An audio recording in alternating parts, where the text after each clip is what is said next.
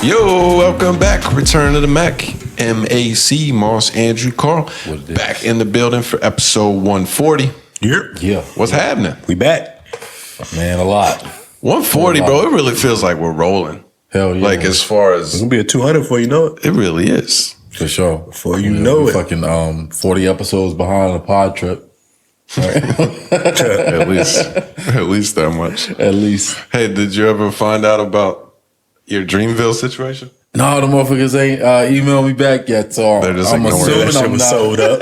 That shit was sold up. Got mad volunteers for that one. Yeah, I mean, I got to check. Sometimes I miss the email, but yeah, I figured if that might be the case once like all the Saturday dates was booked or whatever, or shifts were booked anyway. Yeah, but hopefully, maybe somebody might call out. You never know. Somebody might call out. I might just fucking show up with my shirt on and my badge. They told me to come. What are you Who's gonna stop me? Who's gonna stop me? The people working there. I'm gonna be dressed like them. No, the people doing your job. I work here. They don't know who's on the schedule. They're gonna give you a pass, though. I would imagine. My pass is part of my badge. Hey, my work go for it. That's what I'm gonna try it out. Thing, yeah. Get you a GoPro, put it on your chest or something like a disguise one, and let us know how it goes. I'm not gonna fucking buy a GoPro. You can go viral. Content. You can post one of them videos like it's how I got into the Dreamville concert. Nobody knew. You seen one of them jokes before. Yeah. I'm gonna get backstage. I don't know why this just popped in my head. It's super random, but I was watching a Drewski joint on Instagram last night. He's kind of like hidden camera type thing.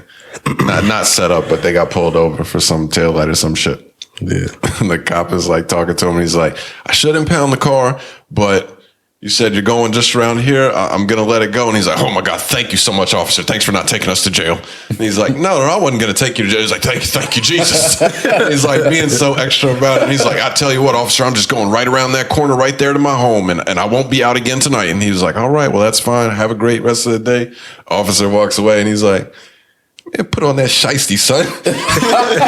Like over to the passenger and shit. Do you think it was like a real encounter or? No, I believe it was. I think they really got pulled over, but it wasn't for anything serious. That dude's hilarious. He is funny as shit, Joe. I think he's the funniest person on the internet. Really? Like doing internet stuff. You know, not like he's a one of or something. I'd say he's one of. Yeah, I'm gonna give him that. He's a funny ass dude. Do you have anybody in mind that you think? He's just not as popular as Drewski right now. I like the dude that Killer KTV guy. They're kind of similar. He do like skits and stuff like that. So I think he's pretty fucking funny too. Yeah. So you got anybody? I'm gonna put you on the spot right quick. I was thinking, I couldn't think of his name right now. What's that dude from Atlanta that be doing like them country skits? That's not Country Wayne, right? Not Country Wayne. It's another one. It's like Desi is fucking hilarious. Desi Banks. Desi up there. He probably number one for real. He does like skits, right? Yeah, he do like full skits and stuff. I think skits don't really do that as much. I don't think. Drewski's content style is more what I like. I don't care for the skits as much as like just the genuine. Desi be having me rolling. Yeah, they got funny stuff. Desi's funny as shit. And he do stand up. He actual stand up too. Yeah, he do stand up. That's what's up. Yeah, he does. Well, I don't know why I brought that up or where that got thrown off, but yeah, all good. Anything this week going on with you, gentlemen? Weather breaking. Yeah, that's nice. Getting a little bit more warmer weather coming around. So I ain't mad about that. I'm trying to be a little bit more health conscious. Move the clocks up, more daylight. Oh, that ain't changing no more. Y'all see that? They passed, they got the bill through or something like that? It's like they're working on that shit, right? I saw they got that. like the first stage of it cleared though. Like it was like I unanimous. hope they don't do that stupid shit. I don't know why it matters. Me either. Can you tell me why? Why you don't want it? I mean, I don't want to. I don't care either way. I don't want it to be wintertime and fucking wake up or it's 8 o'clock and still dark outside type shit in the morning. So I mean that like for that reason. I don't even honestly know how it works. So in the summer, it's still dark at 8. It will be if we don't set the time back instead of 7. Right. Exactly. I mean, I'm just saying that's what it's going to be. It's going to feel weird. It's just something you'll have to get used to. But yeah, I thought that was like a thing that was like worldwide. And then when I went down to Guatemala, they don't acknowledge it. No, not at all. I was like, this is just an American thing? Yeah, it's just an American thing. They have their own calendar, bro. Like, we do our own thing over here. Super random. It makes no sense to just randomly two times during the year just like change what time it is. Right. And it's so stupid. They probably look at us like we're idiots. But I also couldn't help but like when I saw the announcement, think to myself, like, there's so much shit going on that actually matters. Right. And the government is meeting to vote and decide if we should continue to change the clocks back and forth twice a year. See, it was a cover up. Who gives a fuck? I mean, it would save me that, so we wouldn't pay attention to that $13 billion we sent to Ukraine. Huh? They got to do something better. That wasn't going to distract us enough there. Insane. But yes, daylight savings seems like it's going away. Yeah. I mean, we'll see what happens with that. I mean, I've never known exactly why we do it anyway. Like I've heard different rumors. Like I heard it was for the farmers. For the farmers. Then I've heard it was for the fucking mail. I've heard it's for all types of stupid shit. They're just making stuff up. Yeah, just making shit up. Just say like this is the reason why we do this dumb shit. Whoever they think you care about. Yeah. It's like somebody that's into agriculture is like, yeah, it's because of the farmers. We want them to be able to work. What are you talking about, bro? I have fucking no clue. Like, it's for the nocturnal animals out there. Like, no, we don't fucking know. I have no idea what's going on. Press the button, just changed everybody's time. That's how I know they got a weather machine. They got to have a weather machine. Is that what they can control the time to wherever they want it to be. They can control the weather. Well, the weather, the time is made up. Yeah, but I mean, like, we, like, change our clocks and shit. We're not, like, turn the switch to make it rain. Do you change your clock? Well, your phone just automatically changes that shit for you. Now the phones happen. But I have clocks in my house that you have to manually. I have one on the stove. But it starts with your phone. Like, if your phone's time didn't change, then your clocks would just stay the same. It's a mind game, man. You gotta think deep into it. This feels like one of those, that moment. They forcing me into it. They forcing you to change your clocks, bro. I mean, you don't want to change, stay in your ground, bro. It's not sometimes I just don't change it, though, and then just like, I know this clock is wrong. In the car. Staying strong, bro. The car clock. Right. I know this shit is wrong. I know exactly at what time it is. Actually, staying in it, bro. It's not 12:15. I don't know why it takes me so long to update the shit. Like, I just really sit there and look at the wrong time. Is it the car one for you specifically? That's the car one for me. I changed it this time, but the one in the car, I don't know. I've always done that too. Like, it's just wrong for 6 months. It's just wrong. It'll be back. Right. It'll be back. And it doesn't take long. That's just procrastination and laziness. It takes you like hit one button. It's an hour. It takes nothing to change it. I just look at it at the wrong time. I don't know why I do that shit. My shit is wrong as we speak. That is so wild. One button. We are weird, bro. Hour.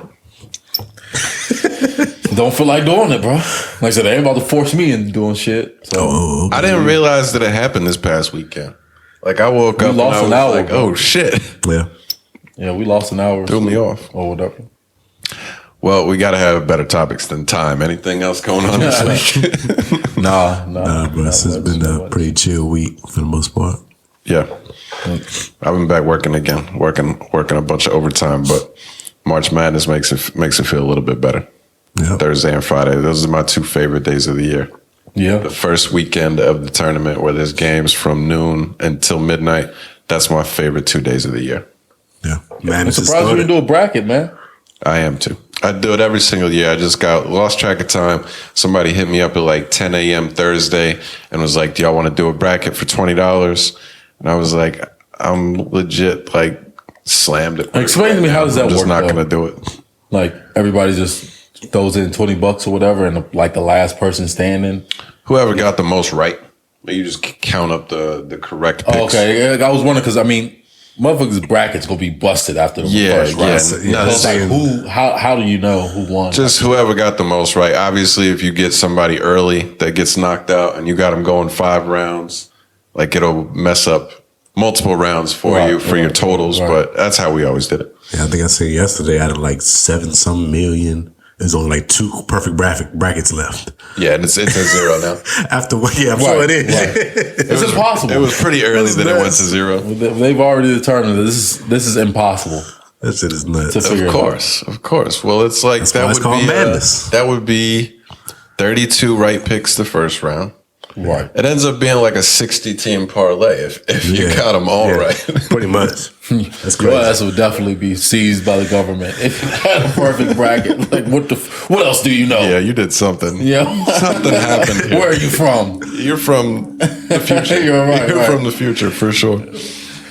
Yeah, but anyway, we can get into our topics. We're going to have a lot of football, free agency, a little bit of music stuff, some interviews and that kind of thing. But if you're watching on YouTube right now, I'm wearing all of my Stand With Women gear because the Panthers as an organization decided that we would not support a possible alleged sexual abuser. So we took ourselves out of the running for Deshaun Watson. He did not choose to not pick us. We did that as an organization because we have integrity, and we've certainly never had an owner that got in trouble for sexual allegations or a murderer in Ray Caruth or anything like that.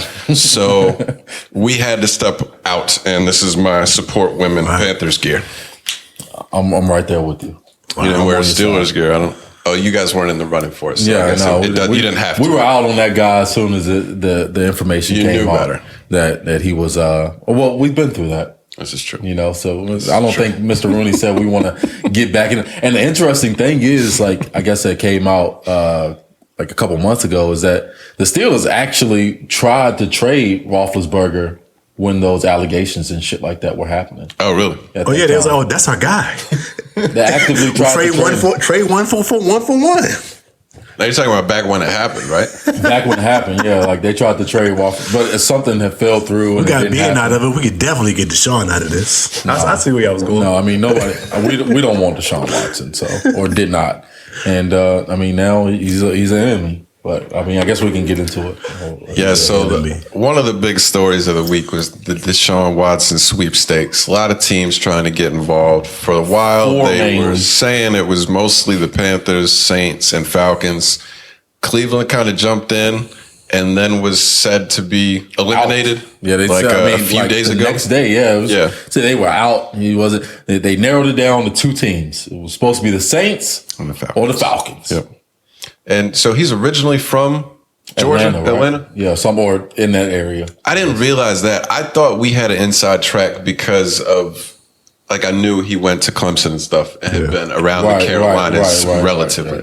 But didn't realize he was a Georgia. Well, I mean, they were saying all types of shit like, he wants to play in warm weather and, he wants to, he's a hometown guy and all of this stuff. Just really try to sell it. And then all of a fucking sudden, breaking news. They were selling that like that? I didn't see that. That's what I'm saying. I see the teams that was up. I ain't see them like, he's trying to be a hometown guy. No, seriously. It was like, why would you want to play in Cleveland if you could play in Atlanta or play for the Saints, play in New Orleans? Why would you want to play in these cold weather cities? Or why would you want to go to the AFC where it's loaded with great quarterbacks when you can kind of balance it and go to the NFC where you have a better chance at making the playoffs and stuff like that. So, I mean, they were really trying to sell the fact that it was only down to those 2 teams. The crazy thing with these stories is no matter how many times they happen in all of the sports, when there's a big free agent or whatever, or somebody that's looking to get traded, everybody reports so much nonsense, but each time a new person is up, it's like,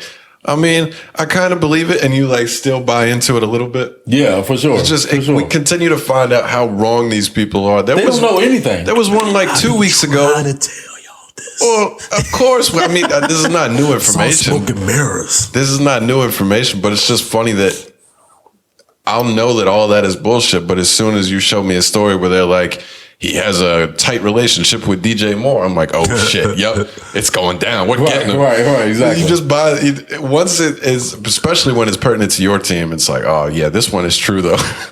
I saw one like 2 weeks ago where they had one of the it was some journalist that has the blue check and all that shit was like, don't be surprised if the Steelers lock in Watson by Friday. No, that's the guy. Like, the guy was saying that he had his camp had already told the Steelers like that was the destination he wanted to come to. Right. But the Steelers were like, we're not interested, and so that's when they kind of like moved on. But who knows if that was true at all? Right. Probably not. Maybe been some truth to it, but who knows? I don't know.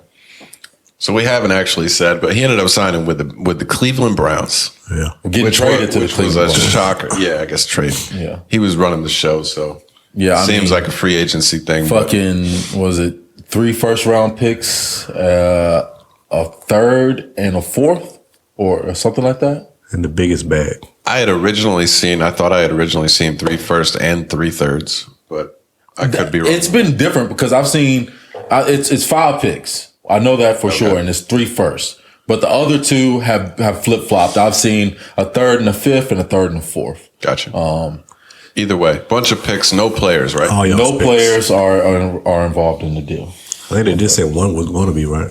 They just hadn't said yet. It wasn't finalized. There No, might be I a mean, player it's supposed to be I don't know if it's finalized yet, honestly. That's But what I I'm saying. think the terms, Everything ain't finalized yet. I think have been they might negotiated. throw a player in there somehow. they have to. Yeah. I think if you're the Texans, you got to give me somebody back.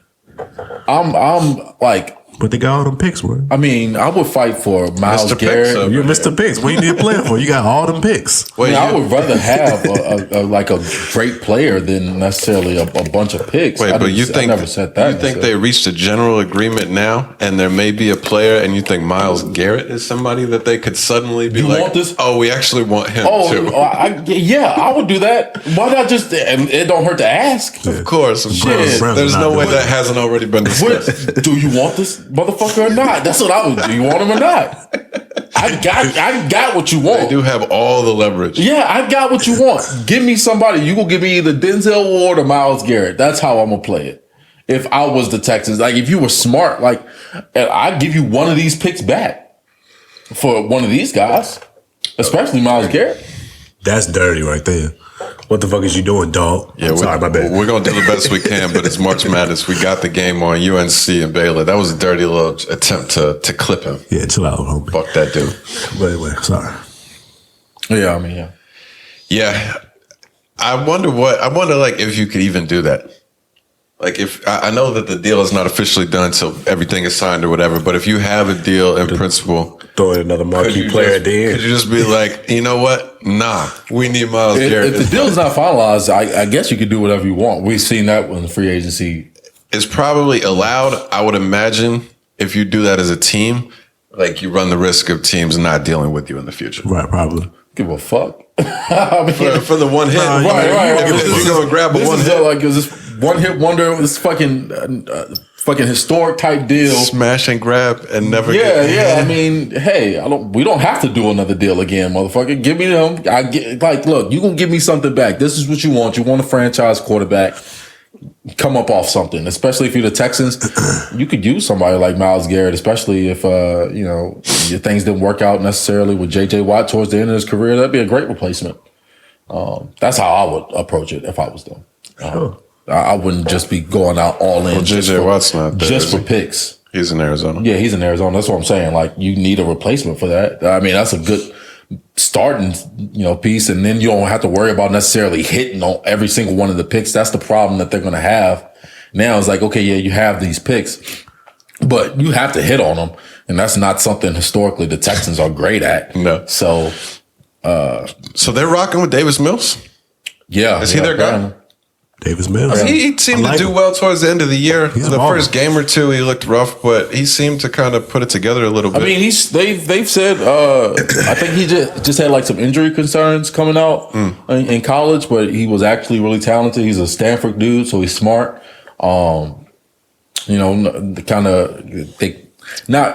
Andrew Luck came from Stanford, but they kind of compared him to like I guess football intellect with Andrew Luck or whatever. So he has some high pedigree. He was just kind of drafted in, late because of injury concerns and stuff like that. But they appear to like him. So He's a baller. I think the Texans made out massively in this whole situation because when it happened, it looked like, like last year. They had no leverage. They had an unhappy superstar. Teams aren't going to deal with them. They had to wait it out for a year. Yeah. But they ultimately ended up getting probably the best package they ever thought they were going to get for the guy because there were so many teams that were interested. I was hearing stuff that the Falcons were offering crazy deals. Really? Multiple draft picks and stuff, and possibly including Pitts and other shit like that. So I think all the teams that were involved continued to drive that price up until they were able to get 3 firsts. The Browns deal coming though with the Baker message? Like, do you think he actually knew that it might have been happening in the background? Yeah. Like, well, I think, yeah. Because, I mean, at that time when that Baker shit happened, like the next day it was reported that the Browns were out of it anyway. So we didn't like connect the 2 dots. But maybe he knew, like, no, the Browns are still fucking Yeah, because he stood on it. He was like, nah, y'all got it. I'm ready to go. I'm out of here. Because he knew that was bullshit. He was calling bullshit on that shit.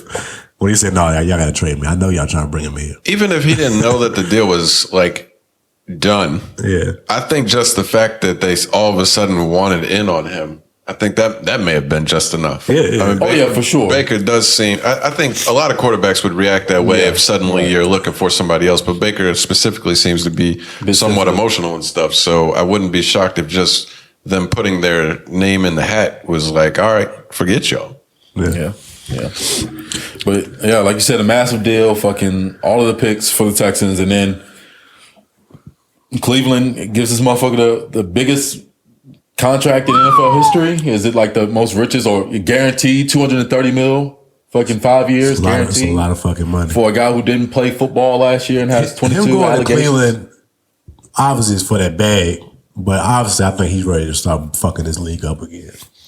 So you think that's why he chose Cleveland? Yeah. Fuck no, he chose Cleveland. Y'all keep bringing up the Falcons and the Saints like they are really good teams. There's better organizations than Cleveland. The Saints would, if it was like just I want to win as soon as possible, the Saints would be the option. I think they have that defense. Saints defense is fucking treacherous. Yes. Browns have a good defense too, but it's like they have good players. They don't have a good defense. We I'm talked thinking about like this several times. As a quarterback, you're looking of who you got to get the ball to too. And they ain't really got that besides Kamar. Who are the Browns receivers now? They don't have nobody for the Browns. They got Amari Cooper. I forgot about that. He's hit or miss. I'm not sure what they're going. Yeah, he's a name we've always respected. Cowboys. Amari Cooper is he's been hit or miss his entire career. That's why the Raiders traded. Amari Cooper is nice. He can get open. Yeah. But he don't sell. He wouldn't be in your top 5 wide receivers type shit. Top 10 maybe.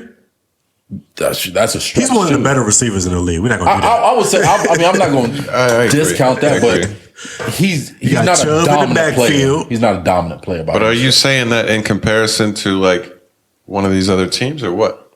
Well, I guess. I mean, he would be the best receiver out of the 4 teams that were in the running. Yeah, I would say that. I seen Michael Thomas tweeting something. He said something slick, or that was crazy, or something like, dog, you ain't even fucking playing. Yeah. Nobody even know you playing no more. You acting like you was gonna be a part of this situation. Come back and get back in the league before you say anything else. Yeah, I thought that was like, no, what are you talking about, bro? Like he even thought about you and going to the Saints. You ain't playing, bro. What you talking about? I saw Cam Jordan tweet. I guess that's why I didn't get a response. Right. I see that. Honestly, I guess I'm the only person who sees it this way. I see him going from the Texans to the Browns as more of a lateral move than anything. I don't see it as a step up. I see it as a lateral move. That's how I feel about the situation. I guess everybody else is different on that. I wouldn't argue with you about the historically bad running of the franchise for the Browns. Nobody could argue with that. Yeah. But over the last 2 to 3 years, they've made decent improvement to become like a somewhat respectable team. Exactly. And as much as everybody has hated and blamed Baker for being the reason why they couldn't make an even bigger leap, if you take out Baker and substitute Watson, I mean, that seems logical to reason that they would be a really good team next year. Right. I'm not saying like they're Super Bowl favorites or nothing, but I think they're going to be a definite playoff team. Just face the music, word. The AFC, what's y'all? AFC North, they trying to get y'all Steelers the fuck up out of here. They are trying. All 3 of them teams is trying to get y'all, put y'all at the bottom where y'all need to be. I mean, but it's not going to happen though, because again, we swept the Ravens and the Browns last year, so I don't know if you guys knew that or not. But anyway. We know what happened. We know what happened with the Ravens. Hold on. Tell them, welcome to the AFC North. He gonna get fucked up. I mean, this is. You think he's gonna dominate the AFC North? Oh, I forgot to think about that. Don't the Browns got one of the best lines in the league? Not no more. They used to. Thought they did. They're deteriorated. But we're talking about they put together a great line. They weren't that great last year overall. They just let go of their center, J.C. Tretter. They got a couple other guys. They're more washed than anything. But wasn't their offensive line more of like noted for being great with the run game? The run game. Run block. So, I mean, that's a pretty big difference. Right. The pass block. Baker got fucked up last year. He did. He wasn't. They weren't great. And like I said, like the Browns, they have a lot of names. The team hasn't been as good anywhere or performed except for in the run game. That's the only place that they performed up to the standard. I think you might be trying to downplay it to make yourself feel a little bit better. It's exactly what he doing. I'm not saying, like I said, I don't want to crown them as Super Bowl champs with Deshaun. But we're talking about he's not the best quarterback in that division. You want me to talk about some hater shit? Lamar Jackson is a better quarterback than Deshaun Watson. Come on, he's as far as an amplifier and a multiplier and to make your team better. You just your team better, bro. As soon as Lamar Jackson touched the field, he made the Ravens a playoff team. Sure, he did. That didn't happen. As soon as they went from when they drafted Deshaun Watson, they went from 9-7 to 4-12. He didn't make a difference there. They were a 4-12 football team when he stepped on the field. So remember that they won 11 games the next year, 10 games after that. He's never won a playoff game before. And why you swing past 11 and 10 though? Why you swing past 11 and 10? The last time we've seen him on the field, he won 4 games. This is a word, dude. The last time he was on the field, he went 4-12. Yeah. So he's not a guy who's necessarily a big difference. But you also just discredited how bad the Texans franchise is been. Right. It's a team sport. It's still a team sport. It's still a team sport, bro. I think that's still a team sport. We're talking about the Browns. You're mixing up arguments. My point with that saying is you just discounted how bad the Texans franchise is and then compared Lamar and the Ravens to how they won with him. All I'm saying is if the Texans are a terrible franchise and don't know how to build properly, then counting his 4-win season against Lamar going to the Ravens, a notoriously good franchise, is not exactly fair. Was that season he did lead the league in passing yards too, I believe. Yeah, he did. That. I mean, so it's like we talking about individual player, then he was still one of the top QBs in the league. That don't get you really anything, though. I mean, Matt Stafford was a great individual player for a long time. But on the other hand, like when you shared that record, comparing Trubisky's record to Deshaun Watson, like it's a team sport, dog. That was but that's a fact. Compare their stats as QBs to each other, though. We talk about compare their stats as QBs. Yeah, right. It's a different thing. But the biggest stat that they talk about with QBs is winning percentage. Exactly. Tom Brady nobody would give a fuck about Tom Brady if he didn't have the highest winning percentage in NFL history and have all these fucking rings. It comes with it, bro. So you can load up the stat book all you want. We want wins. That shows who the great quarterbacks are. You're absolutely right. And this is a team sport. And this is the kind of the argument. Don't act like he's never played with great players. This is kind of the argument. He played with DeAndre He's had one great player. We're not saying great players, plural. On offense. On offense, yeah. He's played with great players on offense. He played with Tyrann Mathieu. He's played with J.J. Watt. He's played with... these are great players. I know he's throwing the ball to them. But no, they play. We talk about they have a great defense and all of this stuff. It's a team game, bro. All around, he's played with good players before, and they haven't been successful. So that's all I'm saying is don't make it out to be that this guy is some kind of like I said, Jordan-esque or elevator of a franchise when he hasn't done that with the team that he was. So all right, let's put this argument to a guy that you love, Mr. What's his name, Herbert, who be killing the stats out here, right? But they don't win games like they're supposed to win games. So why don't you hold him against that? I mean, you could definitely have. That's definitely a judgment. That's my issue with him. Like, yeah, he's throwing a bunch of yards. He's looking dynamic, but you still got to win games, right? He the same energy. He doesn't have any they've been competitive. He doesn't have any seasons where they've only won 4 games. Look, that hasn't happened. And they considerably have a way better team than Deshaun has ever played with. Nobody's going through and comparing these rosters player for player. So don't tell me whose team was better win and Why win. not? You're not doing that. Pull up the rosters from 2017 and now. You haven't done that, and you don't do that. So don't tell me whose roster is better. I can say the Chargers have had a better team than the Texans the last 3 seasons. Facts. You don't know that. It's super early. We don't even know where other free agents are going to land. Right. But based off of what you're saying, do you have an idea of what you expect the Browns to be this year record-wise? Is there any? Well, I expect for him to miss about 8 to 10 games. Okay. To begin with, so that's fair. I forgot. The Browns will probably win maybe 6 games. I saw that. Oh wow. Maybe possible if he's out all that time. It makes sense. I saw that. I wonder if that's why they're so reluctant to trade Baker. Yeah, because they're gonna need him for half a season. Oh, that's wild. No wonder he feels mad disrespected. Yeah, bitch. You gonna replace me, ain't gonna use me for these suspension games. Hold you down. That's terrible. I saw where they're paying him something like $1 million this first season because of the suspensions. Yeah, something like that's his base salary. That's interesting. He's going to get that. He's going to get a lot of. It's going to be like signing bonus money. Right. On the other hand, so that money is going to be on the books. For future years. It's just like right now they'll probably just give him a base salary of $1 million. Interesting. But yeah, I forgot about the suspension. Honestly, still, there's not one yet. Deshaun Watson, great individual player. But I don't think he sits there and makes the Browns a Super Bowl contender, especially with what they gave up to get him. I think they better win a Super Bowl in the next 2 to 3 years with them. Otherwise, we just threw out this last week and said that we can't hold quarterbacks to Super Bowl. No, I'm just saying they better win one with them, or otherwise they are fucked going forward. They don't have a chance. They better win one with them now. Because the only reason why the Browns have anybody because they picked in the top 10 the last 2 or 3 years. Like the guys they drafted in the 2nd and 3rd round haven't panned out to be good players.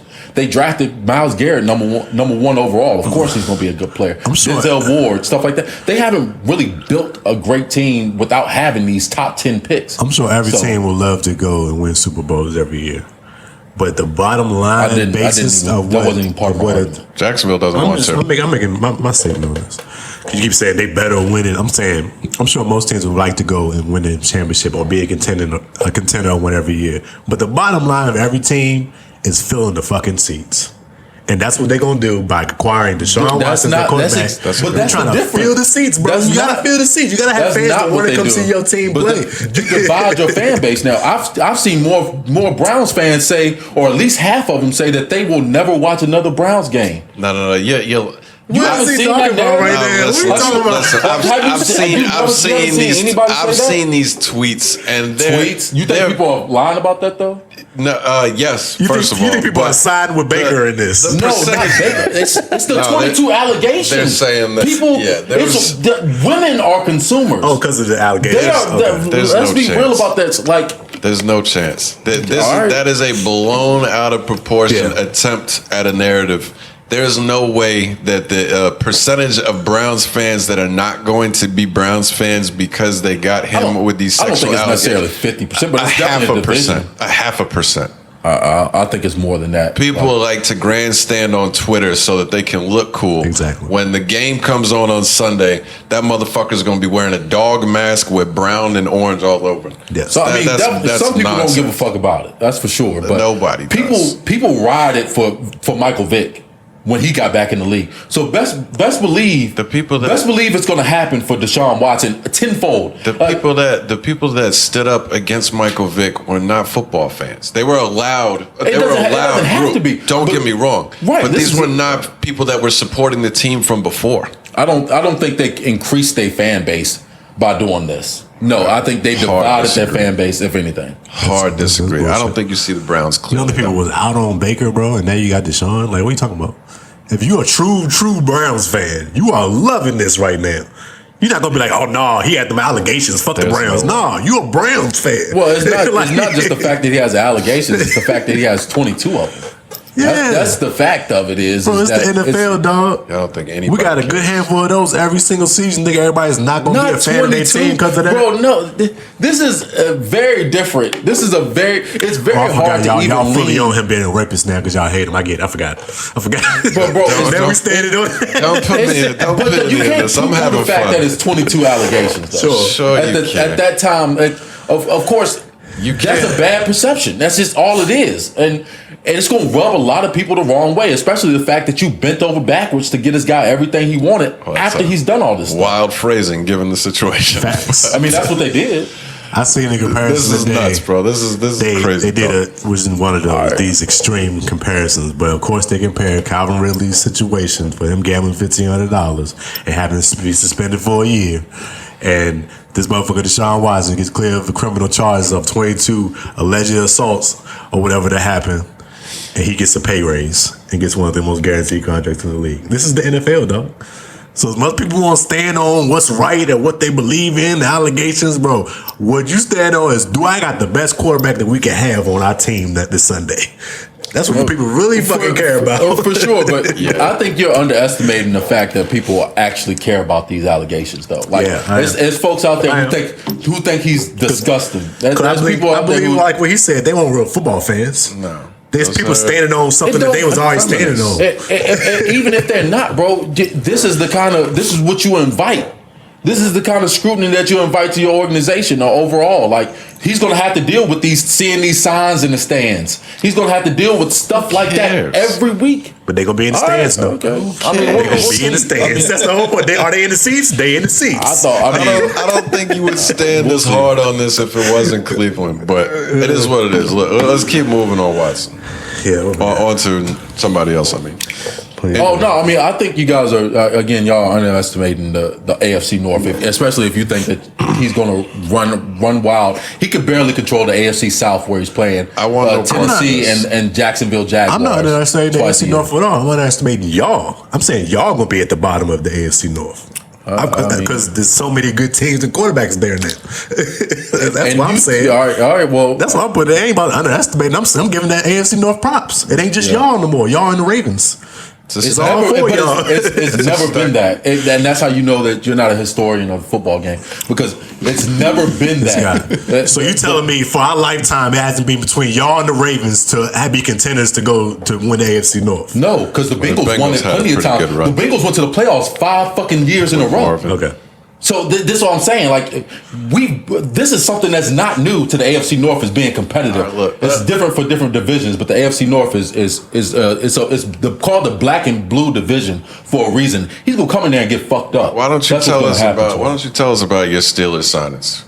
Oh yeah, it's fucking. Take your time. Do your Steelers. He's gonna take this time anyway. Let's get off you defending the AFC North. Nobody really cares. Well, first of all, we made a splash. Drafting or signing a guy who was actually drafted well ahead of Deshaun Watson, has a higher winning percentage. Has a higher winning percentage than Deshaun Watson. He won one more game, dude. No, it's like 6 more games. They played the same amount of time. They won like 6 more games than he has, and also, participated in the same amount of playoff games as well too. Micheal Trubisky. I think it was a good signing. Do I think he's the quarterback of the Steelers' future? No, but as far as a bridge guy, I'm excited about it. I think he's underestimated. I think bridge guy. I always said that I liked him coming out the draft overall, but I think they underutilized his skill set in Chicago. I think they tried to make him something that he's not. Tried to stop him from using his athleticism. And in today's NFL, that's one of the biggest things that you can have for a quarterback is an athlete, and that dude is a flat-out athlete. So I'm looking forward to seeing him get on the field. And really, I think this has been the best free agency or the most aggressive free agency I've seen from the Pittsburgh Steelers. They went out there and signed a top, like 2 offensive linemen. One of the guys is really a top 3 guard in the league. Last year, rated that way anyway. From where? From the Bears. Gotcha. His name James Daniels. He's pretty good. Oh, I'm a big James Daniels guy. Oh yeah. He's a good player. Went out there, got Miles Jack, a linebacker, run stopper. That's a good pickup. I mean, they've been really aggressive in free agency so far. So, like I said, we brought in 6 free agents so far. Got a corner from the Bills. I see the Steelers as being competitive with what they put on the table so far.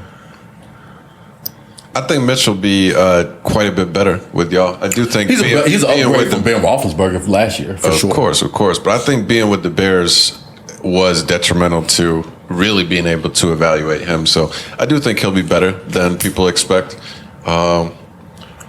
Just on paper, it's tough. On paper, it's tough when you look at like the quarterback comparison across the division. But I don't want to jump. I mean, I would easily say that the Steelers clearly have the third or the fourth best quarterback in the division. That's not debatable. It's the fourth. That's how I said. They clearly have the fourth best quarterback in the division. You tried to slip in the third right there. It's fourth. We will have the number one defense in all of football. So that's not going to matter. I think that's legitimate. We have the number one. The best player in the division is probably T.J. Watt. Chargers might, but I think y'all will be right up there. No, we'll be better than them for sure, all around. Yeah, for sure, no doubt. We'll see. Like I said again, the player. Hello, T.J. Watt. Hello. You forgot about this dude? 22 fucking sacks in 15 games. Yeah, I mean he's still there. He's a monster. So. I have no concerns. We invite all the smoke in the AFC North. Do you ever have concerns any year? Never. You never had concern about anything? Never. No, I mean, I'll let you know when the Steelers stink, but I'll let you know when we're going to kick somebody's ass, too, and that's what's going to happen. How did you feel about Juju getting out? I'm happy for Juju, man, getting a new contract, just because the quarterback situation is kind of unsure. You know, Mitch is penciled in as a starter right now, but anything can happen. So getting him a fresh start with the Kansas City Chiefs, man, I think it's something needed because I think he needs to be a part of an explosive offense, so people can see that Juju is a big play waiting to happen at any time. As people forgot that about. That's him back in the place where he's supposed to be, like third or fourth on the wide receiver chart. couldn't handle being that number one spot. You know I mean, you can say that about him if he's not a number one or not. But all I'm saying is that he's an explosive player. He's a playmaker. He's shown that over his course of time. He's still young. He's only 24 years old. And he's been dominating in the league at a young age. So about to say he's put in 5 seasons in the NFL and he's 24.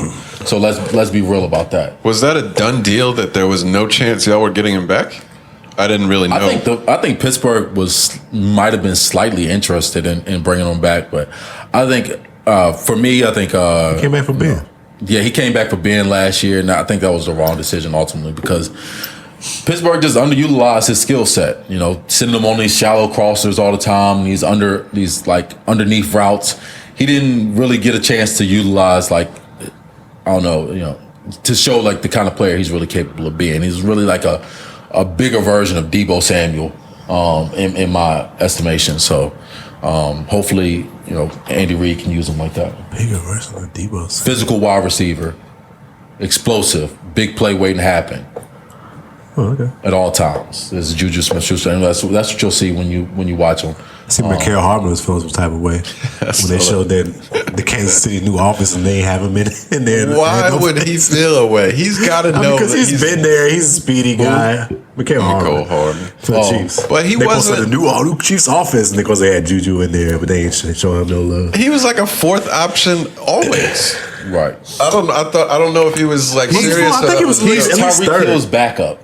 Like that's what you are. Like he's at least third. Yeah. If Tyreek Hill is not in the game, then maybe third. We play you, like type thing. But there should be. I feel like there should be some type of awareness. I mean, if you're not already at the top and they get Juju, of course you're not going to be listed on the graphic. They show like 5 players. Yeah. But I did see that too. And it looks like the Patriots have just been selling shit. They don't look like they've been getting anybody. Pow pow! Shots fired. Y'all ain't done shit. We blew shit up and scurried shit up last offseason. I knew this offseason we weren't doing shit. We gave y'all that little whirlwind, spending all that money last year, uncharacteristic of Bill. So this year we chilling, waiting for the draft. Might get a few little free agents here and there, but no big splash players, I don't think. I don't think anybody signed with the Patriots. Huh? Oh, he signed a few, but nobody worth talking about. Okay. Nobody worth talking about. We've been re-signing guys, which I'm happy about. I don't know what else to expect. Hopefully they add some more pieces because obviously we were not a good enough team last year with the guys that were already on the roster. But got DJ Moore locked in for 3 more years, extended Dante Jackson, picked up some offensive linemen. I really am hoping that we take a quarterback in the first round again. I'm hoping that. I feel like that's got to be the case. I think it's going to be hard for. I don't know where the hell Baker would go. That's what I'm saying. I was just about to get into that. He bring up the Colts. Where does he go? Well, because that one would make the most sense. Because it would need to be a team that is already solid. Yeah. Colts. Because look, I've defended Baker a lot. I also don't think he's like the greatest quarterback. Don't get me wrong. I just think he's been polarized too much. But I was looking at his contract last night. He's owed $18 million this year. Sheesh. Yeah, Like he's on a 50 general, option. that still is like not a crazy price for a quarterback. But if you're a team like the Panthers, it makes no sense for us to spend $18 million for him, knowing that he's most likely not a long-term option, and particularly us because we're paying so many quarterbacks that have been just bad decision after bad decision. But if you're not a good team, I don't think it makes much sense to bring him in for 1 year and test it out. Well, I mean, I think they're just going to have to dump him. I think he's going to get released. Probably. I don't think. Probably. It's just no way. So at this point, I know what we said about them keeping him under contract and having them play. He's not going to do that. He's not going to play another snap for the Cleveland Browns. Seems highly unlikely. Highly unlikely. He's not going. He's going to tell them no. Fuck that contract. I'm just not going to play. Find me whatever you want or whatever for not showing up. But I'm not going to be here. They're going to have to release him, and that's the course of action I would take if I was Baker. So. I think it's going to be interesting. I guess his progressive commercials go down the drain now. Most likely. You got to be on the team, I would think. They went from a guy with 22 anymore. They went from a guy with 22 progressive commercials to 22 lawsuits. Where did you get that one from? I like that one. Nah, I just came up with it. I like that. I like shit. You lying like shit, bro. I've seen that. I read that before already. You didn't make that shit. Man, I haven't seen it. Plagiarism claims. Defend Defend yourself. I might have to see that earlier this morning. I like that one. I mean, that's a fact, though. Seriously. So we'll see. Cleveland's gonna find out. Karma's a bitch, and it's gonna be 22 of them in their case. Oh man, solid, not as great. It's Mr. Activist over here now. We're kind of all over the place just because we're just trying to remember all these things that took place. But one of the other biggest ones was right after we recorded last week. Brady came back. Yeah, dude is back. That shit's crazy. Yeah, the quarterback thing this year is like super That's crazy nuts. because like quarterbacks are moving every fucking where. Like where you thought there were vacancies, they're not anymore. Brady coming back and everything. So I don't really know how the draft unfolds at this point. But I'm glad he did fucking come back. I told you, you can't pick this year. Stupid reason. Yeah, you can't pick this year to fucking retire, bro. Go, do your little thing, retire next It makes season. sense. He ain't washed like some other QBs. So, I mean, sure. so yeah, why would you hang it up now? Yeah, definitely not. I mean, he could still play a little bit, but a little bit. I hate this move. I hate this move, and not just for the Panther reason, because he's back in division and stuff. I hate it when any of the athletes retire and then come back and do the wishy-washy shit. I know he didn't even like sit out a year or nothing like that. It's literally been a couple of weeks. Right. Once you think about it, then you should retire. I think once that enters your head, I think he actually probably should retire because he's thinking about it now. Like, that's why I thought the retirement claim was too soon after they had lost. Originally, when it first came out. Yeah. It's kind of fast. Like, he's not going to retire a week or two right after he lost and got put out the playoffs. Now that we're a couple months into it, he's like, I want to get back out there. At least he did it before they went into the draft and picked up a quarterback. Well, they said he did it like 2 days, but he did it just a few days before the free agency stuff so that they could try to lock in players that were otherwise planning to leave. I heard he texted all the free agents from the team that he was coming back. Of course. This fucking loser. I mean, that's cool. Godwin got locked back in for a pretty big contract, didn't he? No, it was a franchise tag. They tagged him again, I thought. I think he signed a deal. I could be wrong, but I know he's there though. He's staying. Yeah, back either way. He's pretty sure they franchise tagged him again. I heard, speaking of, y'all was talking about Julio earlier. I heard he. I guess he did sign a big contract. Like 3 years, right? 3 years, $60 million. I didn't see that. I heard he been messaging Julio on the low, trying to bring him down to the Buccaneers and revive him. Oh, that makes sense. That's a player that's washed, though.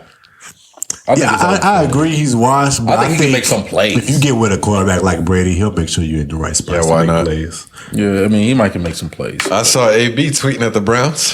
Yeah, he's CAB, he said. The Cleveland Antonio Browns. Yeah, like, stop it. Was that what it was? Yeah. I thought CAB was Caller Brother. No, it was That's Cleveland funny. and Antonio That's Brown. good. That's what I thought it was. Double entendre, I like that. He might be smarter than we think. Smart guy. AB will be in the league next season. Somebody. I wouldn't put him on the. I hope the Browns do sign him. I hope to God the Browns fucking sign. That makes sense. I I understand hope that so. take. Why, so you can get busy on y'all again? He will light you up for a little bit, but It's not one of my concerns. if you can plant him in any team We know that you're you not want to concerned see about fall that. apart, I think that's a good idea. But you put AB and Amari Cooper with Deshaun Watson, you should have a little bit of concern about that. Bro, A little bit of concern about that. I get just it. a little bit. I know Even if you you're don't not got used. nothing, just a little I know bit. you're not used to a competitive division. I know this is not something you're used to seeing. This is normal for the AFC North. It just is. It's not normal. Competitive It's not divisions normal is for y'all to normal. have Browns. three of the top two QBs of the league in one division. It's not normal. Yeah, it is. It's not a actually. normal thing. Joe Flacco was a Super Bowl MVP. Ben We're not doing Roethlisberger- that. We're not Carson doing Palmer that. was We're a good not calling quarterback. Flacco one of Be the honest best with receivers yourself. in the league. We're not doing He was a that. Super Bowl MVP. Be honest So with what? yourself. But he what? Yes. We're so full of shit. I mean, bro. at that time, people were looking at Joe Flacco as a great quarterback. I don't know what y'all were. Be what honest your with yourself. perception You was. would never call him a great quarterback unless you needed this argument Exactly. to work for you. This Exactly. is He crazy. was a Super Bowl MVP. I understand that. Yes, understood. And y'all Yeah. have us. not. What yeah. do you, would you ever Is would there you a Super ever Bowl? consider him one of the best quarterbacks in the league at any point in time? I mean, he was definitely top 10. He was definitely top 10. He ain't answered the question. He ain't gonna answer it because he's Come stuck on, on his man. point. You He's know, like, right look, there. we're not There's doing an never AFC been a time North where y'all had arguably some 4 or 3 of the top 10 QBs in the league in one division. There's never been a time that's been that. So it's got not. it. It's something new. You should be concerned. We got to move And still on don't. from I this. don't consider Deshaun Watson one. We got But anyway, I can't No, talk about but- the AFC North for an hour and a half. no, I mean seriously I can't though. do it. I can't do it. I mean, if you guys There's so don't many want to signings. acknowledge Joe Flacco as a good player, what about No. Carson Palmer? Was Carson he not a Palmer, good player? I'm with you on Carson. He was a top 10 player. But you're and bullshitting they had about the other guy They just to had make your argument. the fucking Husmanzada and Chad Ochocinco. We're talking about quarterbacks. I for sure. respect We got Carson. it. I respect I Carson. thought you were about to throw out Tim Couch or something. I was like, I'm about to cut the mic off. I mean, the Browns have never had one, and so The Browns got to avoid AB because they don't have the coaching that could ever or handle leadership. him. No, Yeah, no. I mean- they're not the organization. His that can target handle teams are the Ravens and the Browns. He'll be playing for one of them. The Ravens would would make the most sense because I do think Harbaugh would be like, And he nah, we're not doing wouldn't it. disrespect Lamar Jackson. If he would disrespect Brady, he would disrespect anybody. He wouldn't I disrespect. think he Lamar disrespected Jackson. Brady. Yeah, by his actions. Yeah. Oh, okay. I mean, yeah, I guess he didn't say in a anything. He didn't way. say anything bad about him, but yeah, it is what it is. He wouldn't do that to Lamar though. I don't think. But I can't see another team picking up AB. I don't get why you would. He'll be at in this the point. It's just- league next week. I hope not. It's not worth the juice isn't worth the squeeze type shit. It's just not at this point. You're an age player.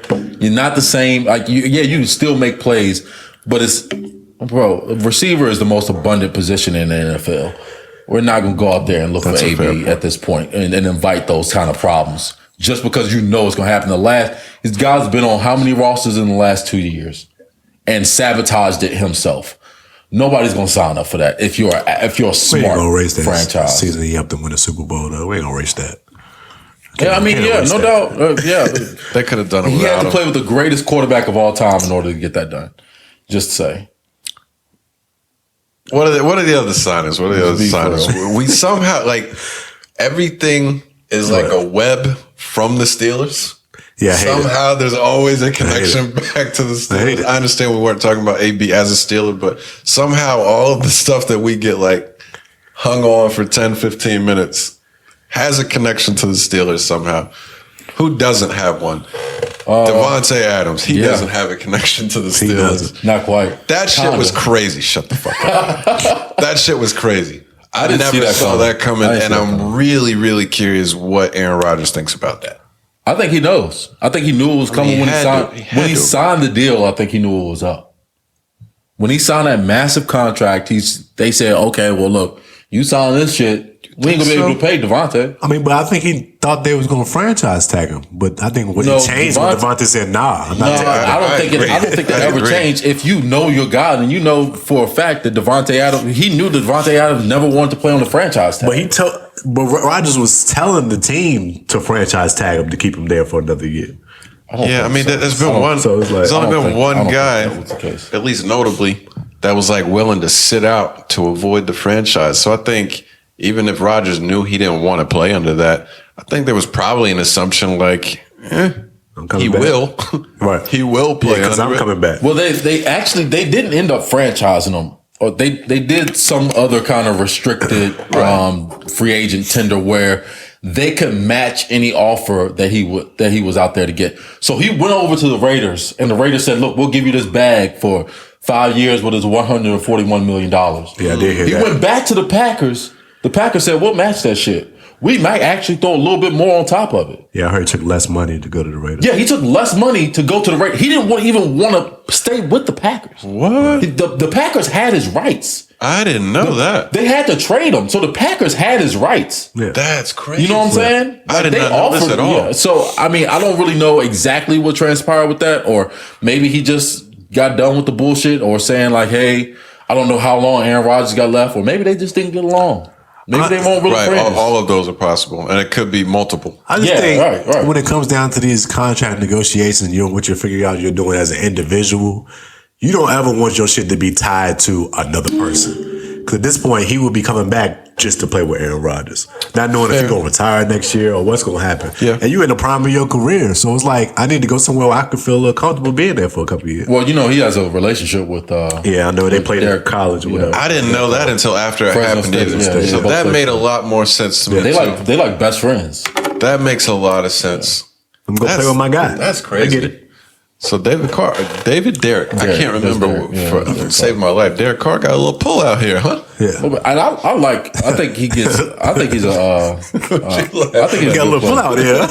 I didn't realize it. I didn't realize he had a card to play in this shit. I didn't realize. I think he's a better player than people give him credit for. A better I quarterback. think that's overall. true. I think that's true. And leadership wise, I think he's probably like light years ahead of Aaron Rodgers in that category. Yeah, I think That's a good he's a point. great leader. That's what makes him a good He quarterback. can throw the ball too. But I mean, yeah, but we see your boy wins. Or players like that that obviously don't have that leadership skills. right. So it's you like gotta you have obviously see that right. cost There's a him. lot of guys who can Cost him. sling the ball, but then it comes to the point where can you lead a group of men type Yeah. shit? Will they follow you? He obviously has know. that. That's an interesting offense there with Waller and him now. Yeah. And my favorite white Renfro, boy. Yeah. Renfro's a beast. My favorite white boy. He's a good player. Waller, AFC West, Renfro, boy, Devontae I'm Adams. glad. I like So Josh fucking Jacobs, still stacked, son. a decent player.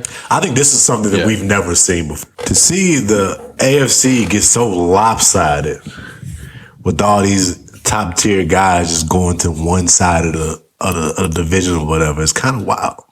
Especially side. particularly Just the the AFC AFC West and the AFC AFC North. AFC It's West just- had a week, bro. Yeah. AFC West had a Crazy, week. son. AFC West specifically, Holy it's like, shit. dog, yo, like, who gonna come out of that? Of course, you would, going off the past, you would think the Chiefs would still be in the lead in ranks Right. of that, but They did the you least don't never amount. know. You They never did the know. least amount of free This agency. shit, this shit kind of Yeah. still wide open. They in needed this to point. Still need some. They need- need some defenders. They have needs, but they need it the least. And it brings up the conversation of like, when you have your window, you better take advantage of it. They might not get back to the Super Bowl that easily no more, as they Certainly had the past possible. 2-3 seasons. Like, it's Right, not gonna right. be no smooth sailing shit no more. They better get their shit together. Justin Herbert's coming, bro. Who was Yeah, the safety they The signed? whole shit, huh? Who was the safety the Chiefs signed? Justin Reed from the Texans. He's like that? Justin Reed's nice. He's been. I didn't good for recognize the years. name, but the I fact that think they he's from- signed or him and they're maybe he going to played for let. San Francisco. But his brother was the other Eric? Reed. Yeah, Eric Reed. I didn't know But that. Justin Reed's been good for a while. I mean, he's a solid safety. I don't think he's as good as Tyrann Mathieu, who they pretty much said that There's they're not letting him going to sign walk. back at Yeah. all, and he's still a free agent right now. But That's he's a wild. really good player. He's been a good player for a while too. That's really weird. I didn't know Another, that name. another Stanford guy. Gotcha. Sure. You try to knock the Chiefs out the box, man. It does feel like every got single to. name that you've heard has signed in the AFC. Yep. Whether it's those two divisions or not, everybody has signed to the AFC that's like a notable name. I can't think of one Except person. for Allen Robinson going to The Rams. Yeah. The Rams gonna get one of the guys for sure. Which is nuts. Yeah, they're gonna give Robert Woods out there on the block though. Oh, is he a free agent? They talking to people about getting trades. I don't think it's a free agent. Got you. But So the fact that they signed Allen Robinson is like, he up in there. If you want him, you can have him. Good luck trying to trade him to somebody. Oh, for all the injuries, you mean? I mean, who's He's a good player when he's healthy. Yeah, but what is he going? 6th round pick, 7th round pick for Robert Woods? He ain't gonna give him nothing major. NFL trades is fair. That's what I'm saying? You don't get shit for trades. He's not like a household name type of player. I just keep him for that. He a beast. He's good, but bro, it's like I said, it's receiver abundant. It's receivers fucking everywhere. Every team has 2 to 3 guys that are pretty good. So, and it's this draft is probably one of the most rich. Literally, it's the fastest 40s in NFL history by wide receivers in this draft. Yeah. So nobody's looking to say, "Oh, we got to have this guy," and especially if that guy's Robert Woods. That's all I'm saying. He's a good player, yeah, but he'll be somebody. Let's temper that a little bit. Somebody they could have. I know you lean a lot more to the new guys, drafting guys, than the guys that's already established veterans in the league. No, but he's never been an elite receiver. That's what I'm saying. What are you gonna get for him? He's not an elite receiver. He's never been that. He's a good player on a good team. That's it. Like. He's not a top 15 guy. He's not a top 20 guy ever. So what do you give up for that? I wouldn't give up anything. That's all I'm saying. You're going to have to release this guy. Let's be real about where he is in his career. They don't have to release him. They can keep him. No, I mean, they can't. I mean, he's not a free agent. They can keep him. He under contract still. Yeah. It's just they're taking talks. That's all I'm saying. They're just taking talks of him because they signed Allen Robinson. Yeah. So I kind of agree with. And you don't know what Odell's time span is. Where he come back. I would Odell's assume a free agent. Gone for the majority of the year. I don't think anybody's interested in signing Odell at this point. I'm not sure if he gets a contract. Bring him back. They might bring him back, but I mean, it's going to be. He might have to sign a veteran minimum deal. I was going to say it'd be like another heavy incentive thing. Yeah, it's going to have to be because you're going to miss half the season at least. We're talking about an ACL injury or a repeated one at that. So, it might be his last hurrah, honestly. I just pulled up an article real quick because I was kind of trying to find out how much money Robert Woods makes. Yeah. They just resigned him not too long ago. You mentioned that make like 17, something like that. This article, I don't even know who wrote it, so take it with a grain of salt. But they said one would think the Rams could get at least a 2nd or 3rd round pick for him. They're smoking crack. Whoever that is, they are smoking. I think you might be underestimating them a little bit. Yeah, I feel you, but they didn't sign him to a max. Like, bro, you may be looking at like, what do you think as a Steeler, what would he be worth? But they're talking about you get in a trade deal with one of these other teams that doesn't have big names that makes bad moves. They may overpay. Who knows? But I mean, you go out there and you pay for it. If you spend a 2nd round pick on a wide receiver, you're looking for a guy that's a difference maker who's going to shade coverage and shit like that. That's not Robert Woods' game. That's not what he does. We'll have the talk in a week or two. Whenever he's moved, we'll see what happened. You may be right. We're talking about a guy who's only had 2,000-yard seasons in his NFL career, and this is he's going into his 10th year. So don't tell me he's not this. Yeah, that's what I'm saying. It's much more elite guys that you would rather trade 2nd and 3rd round picks. Cooper Kupp was 4th, 5th on the depth chart at one point. So Hell, he never was. As soon as Cooper Kupp came in the league, he was a monster. He's always been a monster in the NFL. That's not true, but I got you. We'll see what happens. We'll see what happens with Woods. We're good. Okay, all right. We're gonna find out literally in 2 weeks or something where he ends up going. I think what you're saying makes sense. I'm just saying your good logic about if he's worth it or not doesn't apply to bad teams that make bad decisions. They may be able to move. Maybe that's the case. Yeah. Another contract in Cleveland. Could be. That would be a good move. They don't got no draft picks. Von Miller's contract is super weird. Signs with the Bills. Who saw that? Got paid. 6 years, $120 million. I thought he was either going back to Denver or back to the Rams. That's what I saw. Kind of like, okay, right. I assumed the Rams were going to lock him up because it seemed like he had some issues with Denver. Like they got rid of him because he was having some problem with. No, teammates. He teased it though on Twitter. He was like, should I go back to? Apparently, they gave him an offer. Apparently, they offered him something to come back, Maybe. and play. And I would too if I was them, because it's like, now we gotten our shit together. We got a pick for you already. You can come back. We'll pay you. You know what I'm saying? Like, for Denver, it would have been a good move. Like, sell them. Sure. You know what I'm saying, for a little bit, and then we still have the pick, and we can get the player back. It's pretty smart. And now we have our quarterback in hand. So, but ultimately, like I said, went to the Bills. 6 years, $120 million. I didn't see that shit coming. God damn. Which I don't think he's not going to play out that contract. So, we were looking a lot into the contract that night that it happened, and there's a lot of speculation that there's going to be heavy signing bonus and a lot of relatively high numbers for the first 2 years. Deal. Yeah, it's pretty much a 3-year deal, and I can't see him playing longer than that. The guy's 32, 33 years old already. As an edge rusher, that's a very physical position.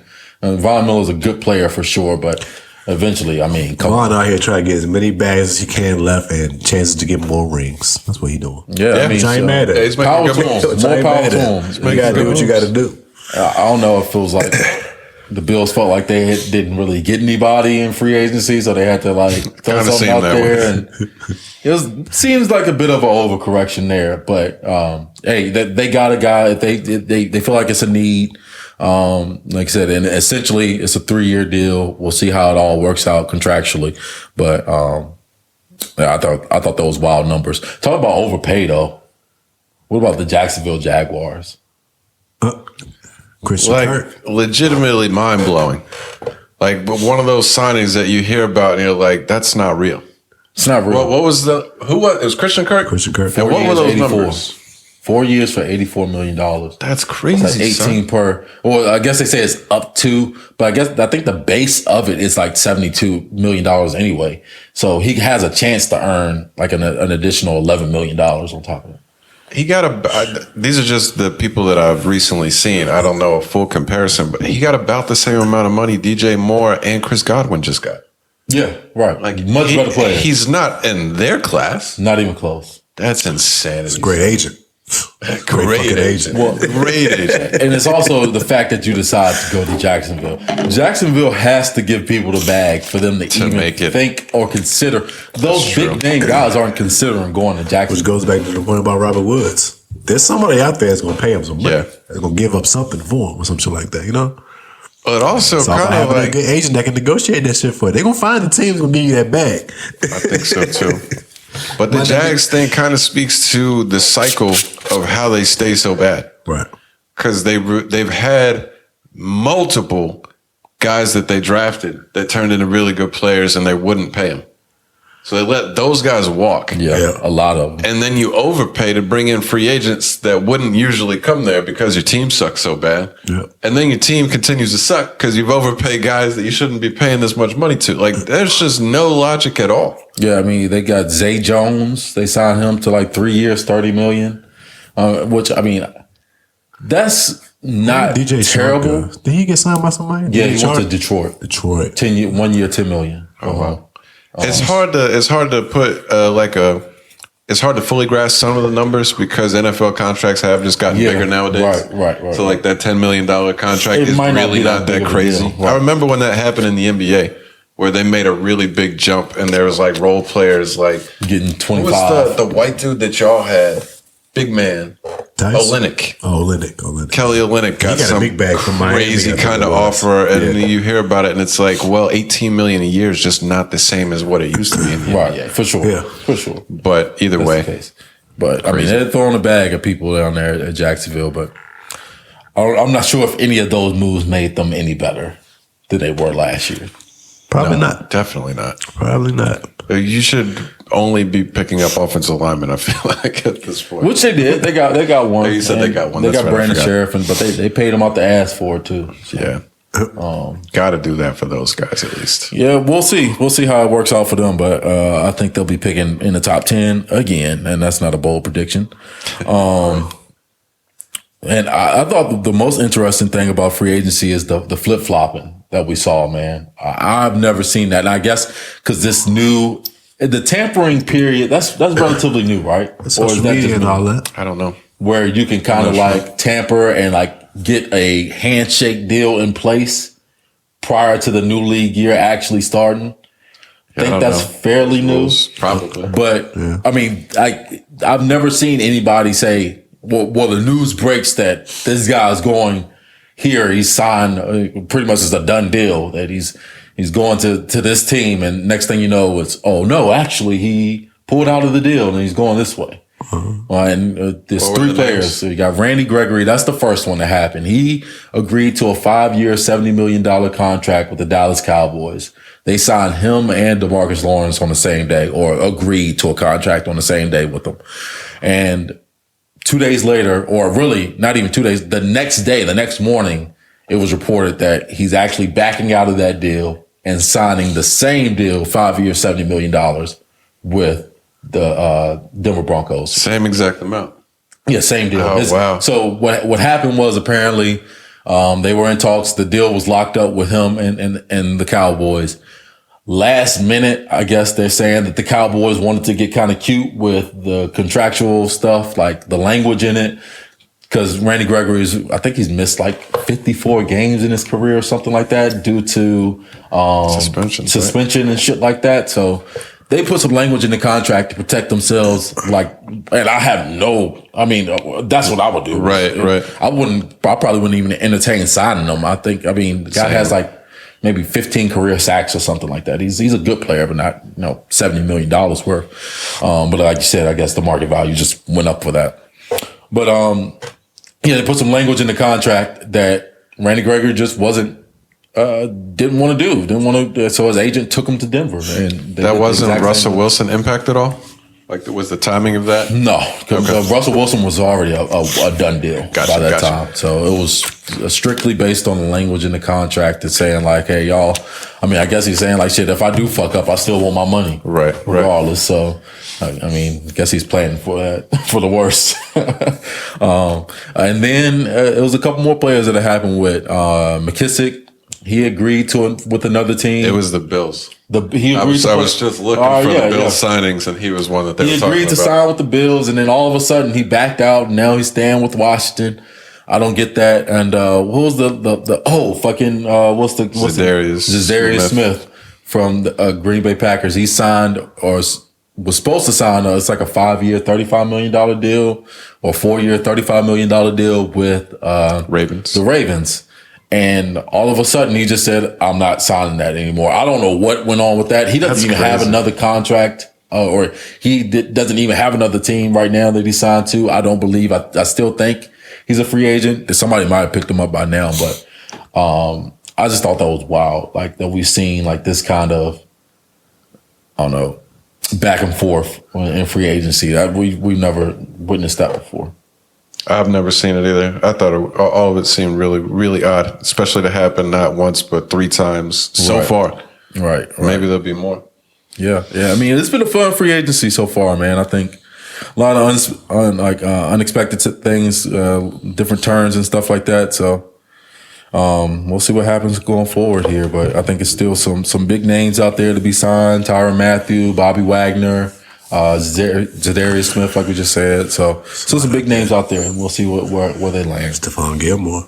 Stephon Gilmore, yeah, he's a big name. Washed, but big name. There's a couple good pieces out there. Mm-hmm. Well, What else do we have? All good on NFL. We did a long free agency cover there. Yeah. Let's move on from the. What were the music stuff? I think you had a few music topics. Yes. Not much new music, actually. I have a few music-related topics. Big Snoop. Of course, we said a few weeks ago, Snoop is now the owner of Death Row Records. And apparently he has taken all Death Row's music, except for like some Tupac albums that's not on Death Row or something like that, off of Apple and Spotify, but they're all still on Tidal. So, I still got them or whatever, how that is. But apparently he's trying to do something where he's putting out the music through NFTs. Don't understand it. Don't get how that works. I'm still don't really have that much information on NFTs and how that shit work. But Snoop has been working with this NFT. He's just trying to make it exclusive, so that you have to come in to get it type thing. Some way to make some money off of that. Okay, I've heard this song before. This shit is stupid, man. I've heard them before. I don't need them. But it's obvious. It's apparently a big thing to some people. There's a lot of fans that were mad. It's really fucking with it. Oh, you're talking, from that perspective. Yeah, the NFT. But yeah, I'm sure people are mad. But it's like, y'all gotta understand, like, this is what you gotta deal with DSPs. People have the right to take their music off of it anytime they want. Just because you pay for a service every month does not mean that you own all the music. For sure. People need to start buying that music, buy them albums. I mean, who the fuck who was listening to a lot of it though? I mean, I guess there was multiple albums that were like ranked really high on like the annual list of streams. I was reading about it too. It was the Doggy Style was one. I think Chronic was the other. Okay, they listen to a lot of those albums still. People still listen to those shows. It's one of those things that like there's nothing wrong with the artists doing whatever they want to do with what they own and stuff. There is like a bigger discussion to be had though, like a philosophical discussion about art and price and stuff, and like doing something for financial reasons, or art used to be kind of more focused on artistic expression and stuff and that kind of thing. It needs to be worth more. So like the fact that it's worth pennies now, as far as music goes, you gotta do what you gotta do to make some type of profit off of that shit. That's why we see a lot of people selling their catalogs for $150 bill, $200 bill. Because if it's worth pennies now, you got to stream this shit 1,000 times for it to count as a stream. How much you think it's going to be worth in 15, 20 years down the line? This is going to keep getting chopped down and chopped down. So you got to do what you got to do to get some type of liquid bread off the classics that you've made if you own them. So I ain't mad at it. Do what you got to do. Well, yeah, I would like to see what kind of market it generates or whatever. But I don't know. I mean, it's not something that moves me, I guess. It's just like, it's a big deal. Yeah, I know. Just worry about how much it got on Billboard. I mean, yeah. It is what it is. It annoys me. I don't really respect it. You don't respect what? Making people try to make money off the shit they own? No, I think that's a very relative discussion. These guys are all millionaires. It's not like they're hurting for money. I'm not saying that there's anything wrong with trying to make money, but if your focus is trying to get paid the most that you can, that is a lot of people's focus. But if you're taking your music from everybody that supports you as an artist and the music and stuff, and to make it exclusive, to sell it to one person as an NFT, I don't understand how that works neither. It is what it is. It is what it is. It's a thin line, man. Why is it just on Tidal? I'm sure Snoop and Hov have some type of agreement there while it's still there. They seem pretty tight. So I'm sure there's some reason why there. And Tidal, I think Tidal does the highest payout for streams than any other service too. But that's another talk. No, we'll make it. I don't know. I feel like, if you remove it from all the other ones, probably not remove it from Tidal too. Yeah, I didn't realize that. I thought I'd seen where it was going everywhere, but if you've still got it, then that must be the case. Hey, all these artists, go get your money and do all this stuff to maximize the most profit that you can get from your music. Yeah. I will give up all of your music. I ain't paying for none of that shit. Right. As I said, fuck Kanye's music, fuck Snoop's music, if that's how it's going. It's not that serious. And that's why. Do your thing. That's part of the problem. Do your thing. Because it's already been chopped down and stripped down so much that people don't give a fuck about what people make off their music. Get used to fucking technology. So I ain't mad. I've never cared about how much they make off of their music. Even when motherfuckers was putting out CDs, I was getting a burnt copy. Like I'm getting a fucking burnt copy. Like that's something that's always been a thing. People are gonna find a way to get your music for free regardless. Yeah. So hey, suck it up, man. Make some more. How about that? You want to make some fucking music or money? Make some fucking more music. Being an artist, I understand where they're coming from. A former artist, that is. I get it. You gotta do what you gotta do to get paid. You're no longer an artist. You're a businessman. So, but an artist just continues to make art. Just continue to do that. How about that? I mean, I get your stance on it or whatever. Put out 30 albums. He does. Yeah, for sure. It's not going to do the numbers that Death Row did. So I guess he's just trying to capitalize on it. And I get it. Do you think there's? I don't know how I want to ask this. Somebody like Royce. Mm-hmm. I think it would be safe to say that like if you prioritized the different aspects of it, what would be his top priority? I think the artistic part of it to him is much more important than financial. Do you think that's a fair thing to say? Not that financial is not important to him. Not that he's not trying to make any money. Possibly so, but this is your job. You're a rapper. Like, this is your job. You want to make money off your shit. Like, you don't want to do it for free. Understand. And most people say they got love for the game in basketball. They ain't trying to play in the league for free. You know what I'm saying? Like, you still want to get your bag. You ain't gonna be like, I'm just here for the love of the game. Like, nah. In the offseason, they'll still pull up to the Y and give you fucking buckets because they love playing the game. Of course. But they ain't about to play in the league for free. Do. You know what they ain't gonna play in the league for free. Playing sports is a little bit different than art. I would be interested in somebody like his perspective. That artistic integrity seems to be like his number one priority. That's a good topic to go off of, because he went on, I guess we can kind of make this, we don't really talk about this. He went on JBP this week to address his side and thoughts on the slaughterhouse issues they had the past couple of weeks or whatever. And he said one of the biggest fights of why he thinks this is so disrespectful was getting Slaughterhouse off of Shady. And he just straight up said, like, y'all know my relationship with Eminem. How you think that my relationship with Shady and them over there is after fighting to get our group off of their label, a group that Eminem was a part of putting together? How you think that affects his relationship? But he did it for the bigger picture of they wanted to own their shit. They wanted to get the maximum of what they can get off of something that they created.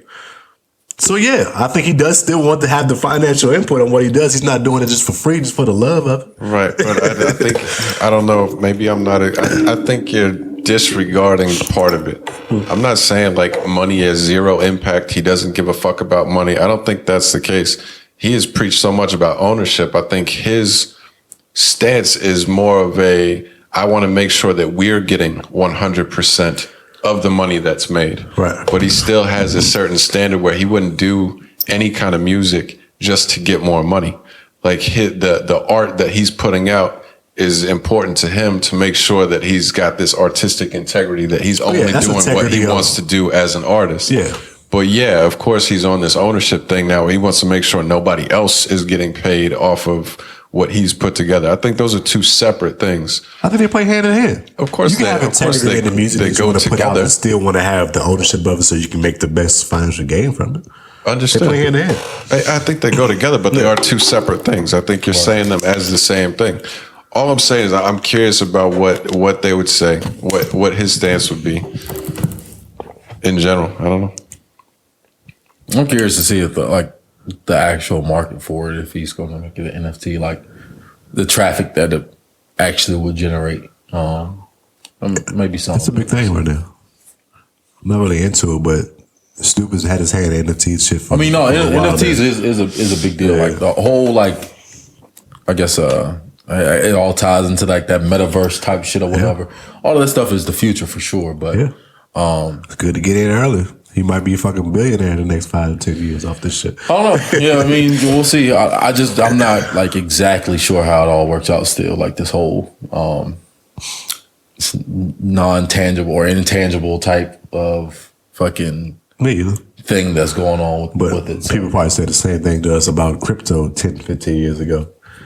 I mean, it's still people that are freaking millionaires. Out on crypto. So today, it's still people that don't believe in that, like as in today, like important people or like smart people, I guess, like Warren Buffett and stuff like that. I think making things exclusive is going to make these people way more money, and they will become insanely highly paid. I think the impact that will happen 20 years, 30 years later is a musical legacy impact will not be there if things are more exclusive. Remember it as a businessman, which is fine. Like if that's what your goal is, right. There's nothing wrong with that. I'm not saying one is better than the other. People can get to it. Yeah, but the less that people hear your music, the less that you'll be remembered or thought of specifically in a music sense. We shouldn't I feel like you're kind of like blaming the artist for that when the artist is just adapting to where the landscape of the music business is. It's not a blame. It's a reaction, cause and effect situation. Right. If you make something more exclusive to make more money, you will become richer. Your music will be heard less. I'm not saying that one is right or wrong. I have an opinion of what I think is a better option, but if they're wanting to if getting more money is the number one goal, then doing this would be the best way to do so. Yeah. if the legacy is something that's more important, then making it less exclusive is going to generally benefit them more. I mean, I think it's different. Like when we talk about where you are in the game. Like I don't think Snoop and Death Row's or even Kanye's legacy diminishes. Their legacy is already set in stone. It is what it is now. Yeah, somebody. So now when you're trying to make the maximum off what your catalog was because it's been chopped into pennies, that's what you're supposed to do. It's called adapting to where we at right now. I think I said they was talking about how his streaming for 9 and 2 ain't gonna go on billboards and not gonna get them numbers. He was like, yes, that's what I want. I don't care about y'all's numbers. I care about what I can get the most out of from the shit that I'm putting out. Right, because he's Kanye West, he can say that. Exactly. But nobody else can say that. Like nobody. If you have a legacy, if you're a legacy actor, you can't start off with that strategy. If Kanye West, if this was Kanye West, like if this was a thing, in the early 2000s, Kanye West wouldn't have that same. Sure, but we're not talking about a new act. We're talking about people that have a legacy behind them. Right, exactly. I mean, it's not going to hurt them to do what they're doing right now. No doubt, but you got to work. You got to put in 20, 30 years of work before this is a possibility for you. Sure, that's what you need to tell people. Sure. Like that's a part of it. Yeah, when you're a new artist, you got to play the game until you get there. Like that is the basis of it. It's like if you really want to have success, I mean, you're gonna have to do this shit for a long time. It's called adapting, man. Yeah, or whatever. But who knows? We don't know what the future's gonna look like when it comes to this stuff. So, okay. Yeah. What else? What we got? I ain't like I said. It was shit on the music this week, bro. Nothing. You said it was shit on the music? Yeah, nothing dropped. Some shit dropped. Like what? That was, I mean, worth talking about? And Lucky Day album was pretty good. I think that came out last week, though. Who's? Your boy Juice WRLD dropped. Yeah, I don't think I could listen to that Lucky Day album just off the cover. I just don't think I can do it. Who? New single. Lucky Day is an R&B singer. Y'all probably don't know about him. But he's pretty fire. He's probably one of those guys in that lane or whatever. I like some of his songs, but that album cover really threw me off. Yeah, is that the dude with the fucking baby oil album cover? Yeah, that's the one. Yeah, that shit look gross. It look like I don't even want to touch it. And there was actually one song that came out as a single with Lil Durk on it. Yeah. I hated that song. I thought it was terrible. So it also tinted my view of checking out the album. Yeah, I get it. Did you like that single? You know. I thought it was cool. Yeah. I thought it was cool. I like the album itself more though. The album itself is pretty damn good. But y'all don't really get down with the R&B vibes like that. I'm getting there. I'm getting there. Yeah, you like the bops R&B vibes, but I think he going full like I'm bringing back early 2000s, late 90s R&B type shit. Yeah, you think he's D'Angelo? Is that why he posing like that? I don't know about all that. Is that what he think he is? He's an R&B singer, man. All these R&B singers now trying to be rappers, so maybe he tried to just break that off a little bit. Yeah, I mean, hey, I don't know. But new single from Fabio, Quavo, Magic City. Shit pretty hard. Oh yeah, I did see that. It's pretty hard. I like that joint. Supposed to drop. I think that's all that came out, really. I mean, it's some more shit that came out, but nothing really worth talking about. I didn't even see like Chevy Woods project's pretty good. Singles. Taylor Gang. Chevy Woods still making music? Fuck with Chevy. Oh shit. I didn't know that dude was alive. Yeah, people still make music, bro. I stopped listening to them and their career just ended then. I never listened to Chevy. I was never a fan of Chevy Woods. I seen this dude in concert. I almost went to sleep. I saw him in concert too. That's super weird. Yeah, he was opening. Of course, he's with Wiz. I was opening for ASAP when I went. Oh, okay. Yeah. That's super random. I wonder who he's opening for now. We ain't gonna do that. That was good. That was good. Oh, and that dude, Capella Gray had a single. Did he? See, I know my R&B. What's up? Capella Gray It's and kind of R&B, but I get you. Yeah. it was R&B. Alex Isley and Jack Dine, R&B single. I like that joint. Okay. I'm just stunting on you now, but those are actually the only 2 songs I added. Actually, there was a No Cap joint. I didn't even listen to it yet, though. Oh, yeah. Shackles to I was about to pull it up. Yeah, I was about to pull it. I haven't heard it yet, though. Yeah. No, but I'm sure it's good. I think Juice was like a deluxe thing. I think there might have been a couple extra songs on it. I put one on here that was all right. Sometimes it's decent, pretty good. What did he put out? He put out a single? Talking about Capella? Yeah, he put out a single? Yes. Him and it said Niger. I don't know if that's Queen Niger or what. I like Queen Niger. I do too. No, I see it. It's not spelled the same. I might check that out. I didn't know they dropped that. Yeah, it was a cool song. But that was literally the only 2 songs that I listened to, so I don't have any new music to talk about. Yeah, it wasn't crazy. We had no heavy hitters drop, but it was pretty like mid to low range artists dropped. So I ain't mad about that. I checked a few of them things out. Yeah, nothing to add for the music for me. You said you had seen a couple interviews this week that were really good. Oh yeah, that Micheal Beasley interview with the Pivot, Ron Clark, Shannon Crowder, Fred Taylor, his podcast.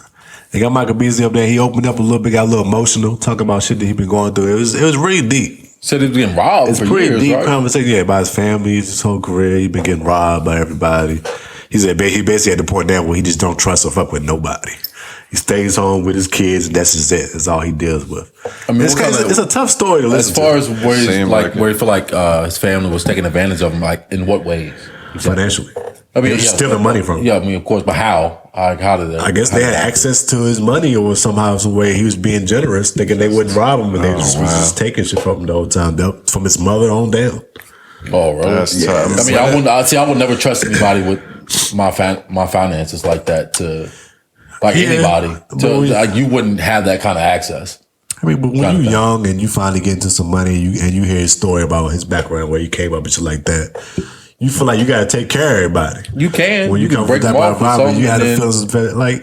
So you got to give him a credit card. I get it. How you can fall down that lane, being where he comes from. What I'm saying is, like, if you like, how is somebody taking advantage? Like, if I give you some money or something, like I gave you cash, like, what can you? You know what I'm saying? Like, how can you take advantage of? Like, is it just him? I mean, of course, he didn't really go into detail on how they got the money, but it. at the end of the day, he found out that they were just taking and taking and taking and not letting them know about shit. I mean, look, right. That's what I'm saying. How do they even get access? At that point, you're just being like negligent. Like, you're not looking into your finances. I don't know who your accountant is. I feel like you do for the most part when I hear other people talk about how like friends and stuff took advantage of situations like that. Like, at a certain point, you know, you're not keeping a close enough eye on or whatever. But I mean, I got a pretty soft spot for if your mom's is stealing from you. Yeah. Like, there's certain family like, who that can you trust if you can't trust moms? Yeah. That one is hard for me I to don't hear. think you can trust anybody with your money like that. Like, I'm very independent, so where I wouldn't want anybody having any touch on my finances. You just never know. You never know. But if my parents, I would trust my parents 100%. Much different than his, though. Understood. Given the background and I stuff. feel that you, he's but come there's a relationship thing between you and your mom specifically that I think is just a human. You and your mom. I think it's a human thing. I think there's a human connection between the person that gave birth to you and not. And I understand if you've got somebody that's hooked on drugs or something. That's not even the case, bro. Little black kids got stuff in their name at 4 years old. They don't get like a little black kid's mom will ruin their credit by the time that they're 10 years old. Like that. That's what. Like, if you from the hood and shit, that's common. I understand what you're saying. That's what I'm saying. I think there's an innate trust that is within somebody that is birthed from an individual. You feel like you always take this stance, like you think like most people have like bad moms that do bad shit to them. I don't think that's the case. When have I ever said that? We've had this conversation before about something. No, bro. I've always had that's not. I've never had. I'm saying it's just like at a certain point you have to play. Like, if people take it from, like, are you looking into your finances? I'm sure once he found out, it stopped. It wasn't like he just kept letting them have access to certain shit. Once he found out they were stealing. I have a hard time with this, Carl. It seems odd because you're so, I don't know if empathetic is the right word, but you have so much sympathy for these young rappers growing up in the hood, and you're like, this is what they learned, so forth and so on. For sure. But in this situation, it feels like you got none. I mean, like, you don't see, to a certain degree. You don't see how like somebody would see that. I understand what you're saying. Not everybody has a good parent. You can have. That's what I'm saying. You can have a parent that takes advantage. Plenty of them. There's plenty of shit parents out there. I didn't see the interview. I don't know anything about his relationship with his mom, or if she has had, drug background or something. If you've got a mom that was heavily into drugs, then letting them access a bank account, even if you love them, you're probably stupid. It's probably not a good idea. Right, I understand that. That's what I'm saying. But it could be a situation where she's just mom that worked 3-4 jobs. Yeah, he's in a tough spot, detail, and she never showed reason to be like, she's gonna steal from me. I don't know. That one is hard for me to understand. He ain't going into a lot of detail, but I don't know if it was a drug issue or anything. But it was like him and his, I think his sibling or something like that, was raising themselves because their mom was always at work all the time. They'd be first shift, the second shift, the third shift, and a lot of times they would just having to get themselves ready for school and not like that. So knowing that's very common in inner cities. So it depends, but knowing that. If you got the chance to get a certain amount of money to where you can make sure your mom ain't got to work 3-4 jobs a day type shit, you gonna give them a little access to that so they can have to do that. So I can understand having that soft spot for them. I will control that access. Yeah, I know. Nobody would ever get you where we get it. I mean, if you did, you got me. It's good, but it's not gonna happen. Well, shame on you type. You know what I'm saying? Like fool me once, fool me twice. It's shame on me. You didn't even watch I don't know. You don't even know. I don't know, but apparently he don't know either. He don't have any background details on it. So maybe it was a one-time situation where did he say that was obviously $500,000? I don't know. He said he had multiple family members stealing from him, and then he cut all out of them off to the point he doesn't talk to anybody but his kids at this point. It's like that. Like so, he dealt with it in a way that I guess you. Trent Richardson used to say that shit, like how he went broke. He had a bunch of his family members and stuff. That was a running back that was drafted from Alabama who kind of busted out the league. He said he had a bunch of people who had access to his credit cards and stuff, and they had like a bunch of Netflix accounts, a whole bunch of accounts and shit and stuff. And to me, it was like, okay, bro, and eventually you got to start monitoring your own shit. Like you got to look into your own money. Like where's all of this money going? Like eventually you got to look into it or have an accountant or something to do that for you. Like, I mean, so at a certain point in time, somebody that had nobody. I think that was Mike Gregory's biggest big issue during that he felt like he had nobody. You can hire him. And he reached out to people, and he's like even agents stole from him that he hired. That's like how you feel that you can trust anybody when everybody you've done anything with has fucked you. You get to the point where you just by yourself that you feel like you can trust nobody. Can do that, but I mean, he should sue those people. Like if he feels that somebody stole from him, was an actual business, or he can sue them. And also, he hasn't had like long stints with teams in the NBA or whatever, so he's been hopping around, having to move around all the time. He's been a journeyman in the league, and that's another thing he talked about. He said he's never feel like he's got the opportunity to just make a home anywhere. He's always getting shipped off, getting traded, getting talked crazy about, saying he got issues, he's crazy from the hood, da da da. He's like, I think it's fucked up how players get treated if they ain't playing good in basketball. If they ain't playing good on the court, then it's like, oh, he that trash, he ass. Fucking da, da, da, da. I have zero sympathy for that standpoint. By the fans. By everybody involved. Everything. Boo. That's his story, is that everybody involved. I think he brought up the violin right there. I think, come on, bro. I know. Come on, that comes with we know you have no empathy for it, but it's people going through shit, bro. Fam. This is your job. People gonna talk about you if you're bad at your job. Yeah, or if you're not as successful at your job. But at the same time, people always want to talk about mental health, but people pick and choose when they care about somebody's mental health. No, that's a good point. Yeah, no doubt. No matter how many millions and millions you got, you can still go through shit like somebody that's poor. That's a legitimate point. I agree with Carl in that, like, that is part of what you're signing up for. But if you're somebody individually that does, like, this mental health stuff matters and that kind of thing, and you exclude athletes because you're like, well, they signed up for this, then that's not really, you're not really keeping the same energy. Exactly. Mental health is really not that important to you if certain people don't get that kind of grace. Yeah, because of what their bank account says. But at the same time, like, it's not right to treat people like that just because more money they have. No, I agree. It's not necessarily about the money, bro. It's just about the job. It's like comes along with the territory. Yeah, we get the comes along with the territory thing, but these are still people. Just because they have this job that pays millions of dollars, that means they ain't got feelings. No doubt. But I don't know. I'm not saying that they don't have feelings and no shit like that. But again, boo fucking who? What about That's it. What about the Russell Westbrook situation? In this same, it's the same discussion. Yeah, right. His name has come up so much all year, of course, but over the last 2 weeks, it seems like it's really turned up as like a prominent discussion. Yeah. On one hand, so I read about his comments about the Westbrook, and like it being disrespectful to his last name and this, that, and the third. Understood. I get it. When I read the comments, I was like, I understand why this might not be something that you would want to be said, but this is some of the dumbest, softest shit I've ever heard.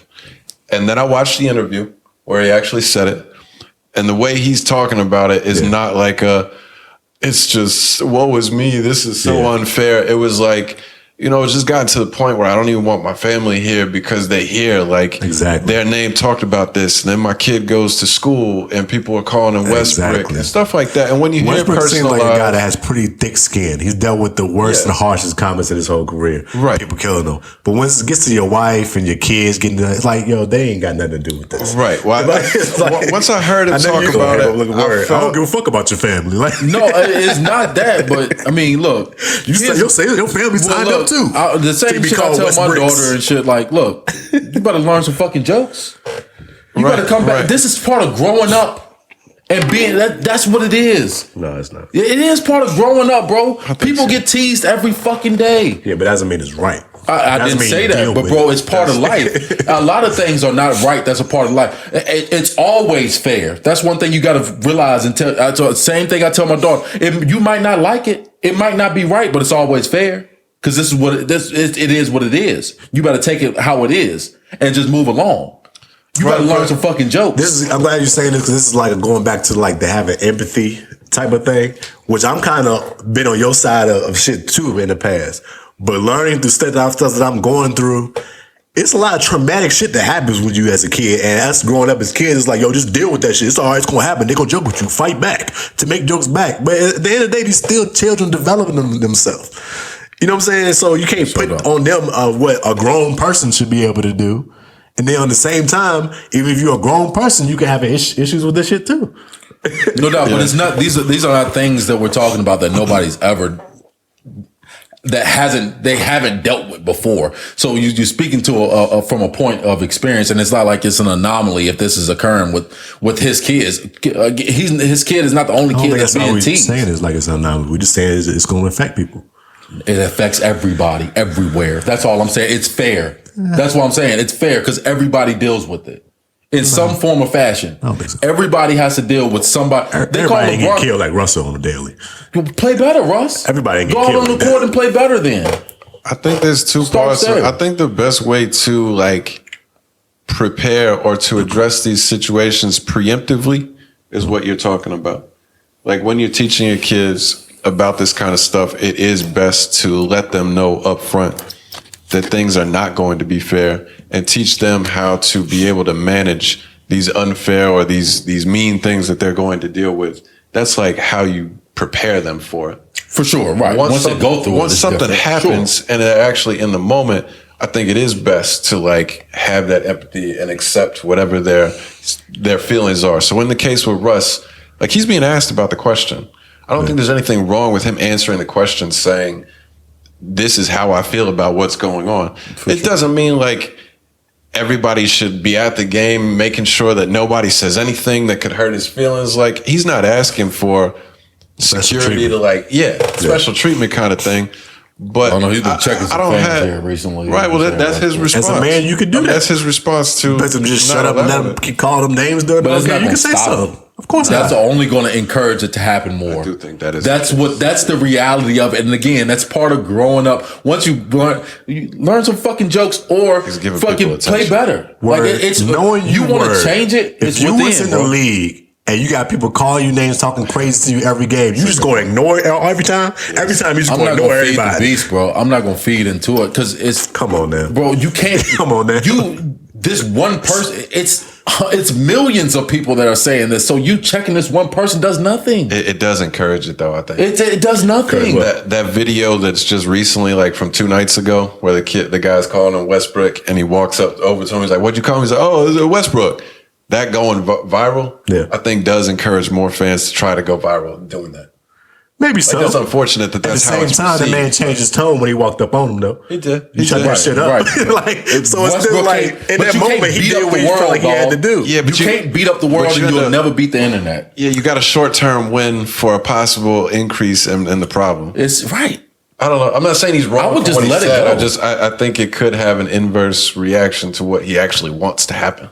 Yeah, but I don't think it makes a difference either way. If he ignore him or if he respond to him, people still gonna. I think the best way. Sometimes you know what I'm saying. It's not gonna make a difference. So if somebody pisses you off, say something wild to you on the sideline, get that shit off if you feel like it. You ain't gotta ignore everybody. I mean, people get frustrated at sometimes, and I'm not saying this. Get that shit off. off. It's your damn right to get frustrated with it, of course, but. You got to be real with yourself. Like, look, he's not the only person in this motherfucking arena that's going to say this about me. Yeah, sure. Or that's saying this. While I'm at the free throw line, everybody in this motherfucker is probably going to chant it. What is he going to do? Stop playing? You know what I'm saying? You going to drop the basketball, go home? That's some baby shit. Pick and choose. I'm so tired of hearing about Westbrook right now, just good or bad. Like, he had a good game the other night, didn't he? Yeah, but this is what I'm talking about. It was last night. Yeah, last night he had triple-double and he hit the game tying 3 to send it to overtime. It was a crazy shot, though. Ridiculous. It was really a bad shot. I'm not sure if Tom was. Of course it was. It was a terrible shot. It was. But the thing, like, it's such an argument now. Like, I saw people saying, make sure everybody got that same energy tonight after a good game. They're not. Well, should they? He's the 4th highest paid player in the league. Like, he did tonight what he's expected to do. Right. I'm not saying, like, don't give him no credit or nothing, but, like, are we really going to bend over backwards to say this is an incredible performance tonight, Russ? You did a great job. That's the problem with the players, though, too. It's just like you want all the praise, but none of the negativity. Like, it comes hand in hand. This is part of life. I don't think nobody says that, though. Is that what he's expecting? Actions do sometimes. I'm not saying Russ specifically, but a lot of the players do act like any criticism is right. LeBron does it sometimes. Like, you have no right to say this. They're still a person, though. Like, it's like y'all keep. I know we put them because they're in a professional league. People still gonna respond to what they're gonna respond to. They're gonna feel what they gonna feel about shit, and we can't exclude that just because they're an NBA player. That's my whole thing. I'm not saying that, but you can't just accept all the praise, love me, and then expect for nobody to say anything negative about you, and then throw a temper tantrum when they do. I don't think nobody expects that, though. You keep saying that. For years, people praised Russell Westbrook. For years, okay, I think he got more hate over his career than praise by far. But he won an MVP. I mean, people like. And even in them seasons, they was like, well, can't you do shit in the playoffs, though? They will find something to be negative about. That's going to happen to everybody everywhere. It comes with, again. He is more criticized than most players. Facts. But that doesn't, I'm not arguing with you. I'm just saying. When you're Russell Westbrook, that's what happens. He gets criticized more than most players. Then. You can end it. But I don't think he bitches about it, though. Like, he got thick skin about it. He takes it. Right, but I'm just saying, anybody in this situation, you can end that. You know the worst part, though, or the part that I feel it's kind of funny and it's kind of sad. I think the reason he gets so criticized is because his face. Yeah, he has a face that he looks angry all the time. He looks like a jackass all the time. And then as soon as you hear him speak, he seems like the nicest person. Right. Like, his personality does not match the way he looks and plays on the court. Because the way he plays is mad demonstrative too. Yeah. But I swear it throws me off. Yeah. Because I see him and I'm like, yo, this dude is a dickhead. And then right post game, he's like smiling and stuff. And I'm like, yo, he was like a nice dude, honestly. But I think that people hate him because of that. Because that goes back to the media or whatever's going on portraying something like, we don't know these people for real. True. But when you look at people that he's friends with, that he's cool with, he's obviously a cool guy. Yeah. When he gets on the court, it's a different character because he's playing a sport. So I get it, but I like his responses to shit. I think it was another thing they asked him about him missing some off the backboard and something like that. He was like, "Oh, I don't worry about it. I have 23,000 points." That's how you should think about it. Yeah, I do this for a living. So obviously he knows he's gonna get this criticism. He understands it's part of what it is, and he has thick enough skin to be like, "Yeah, well, whatever, bro. Like, I'm still gonna be a part of this team. I'm still gonna play in this game next day, no matter how y'all kill me every night." He keeps his cool better than damn near any other player I've seen, like in these post conferences. Yeah. He gets snippy, and I think that also sometimes makes it worse. But he never gets like angry. Right. Not at least like not outwardly. Storms off type shit. He stands there like a man and answers all the questions and stuff. I do have a lot of respect for him. Comes with the territory. I think he's very misunderstood. I do believe that. But yeah, it was just interesting. I don't remember what we were talking about before that. Started with Beasley. Yeah, started with Beasley. But that was a good interview. I should check that out. I do want to watch it. It looked really good. And I like their stuff anyway. It's pretty deep. Anything else for the last? We got a couple minutes left if we need to or if we want to. I don't have any other topics. We get to I got a clip I can play. Sure. It was a good clip about this rapper Doughboy giving his perspective on Do rappers deserve the blame for influencing street activity and whatnot? All right, here we go. You gotta, it's real shit going on. You gotta think niggas' friends is getting killed, niggas killing, like, it's this shit going on, like. So, and music just adding on, that shit gonna happen anyway, though. That's another thing where motherfuckers gotta understand, like, even with us making gangsta music, you can't blame us. Because no matter what, nigga, that shit gonna go on. Now, I don't give a fuck, stop rapping right now. Nigga still gonna kill a nigga around the corner because he a op. Because he killed my homie, or he killed my brother, like, you know what I'm saying? So, you can't blame us for that shit. And the deep into that interview where they was talking about it, Doughboy is like a fairly new up and coming rapper, but he's been rapping in his career for like 10 years or something like that. He went into when he started in like 2010, 2011, I think he said he's like 15, 16 years old trying to be a rapper and all this shit. And he's always rapped about the same street shit and where he came from, this, that, and the third. When he came into the game, it's like 2010, 2011. If you were a kid rapper, like it was like forbidden for you to talk about real life shit as a kid rapper. Like if we can go back into the league before that, it was you had the Bow Wow, Soulja Boy, Lil Romeo. You had to talk make commercial type songs. You couldn't talk about being in the streets or this, that, and the third. He's like, and then Chief Keef came and blew all that shit open, and people was mesmerized, like, oh my God, what's going on in Chicago? And it's like, yo, Chicago has been like this. Right, the streets has been fucked up like this. We finally just seeing artists and kids being able to come out and talk about what their circumstances and where they from. So it's almost like it's been covered up. And now that the rappers have had the leeway to talk about it because they can just post their shit on the internet whenever they want. Now it's like, oh shit, like they influencing it. What's wrong? Why they? It's been fucked up. Y'all just see it now. Yeah, people can see it now. So now it's like, oh shit, what's going on? People think that these guys were committing crimes, like the ones that were like when Biggie was rapping about doing it. Did they think he was thinking of, or he was an adult when it happened? No, he was a teenager. Right. Like he was in the streets as a teenager. But it's been an ongoing thing since the beginning of, I guess you could say, rap. That they love to put the blame on rap to why shit is fucked up instead of putting the blame on where they came from being fucked up.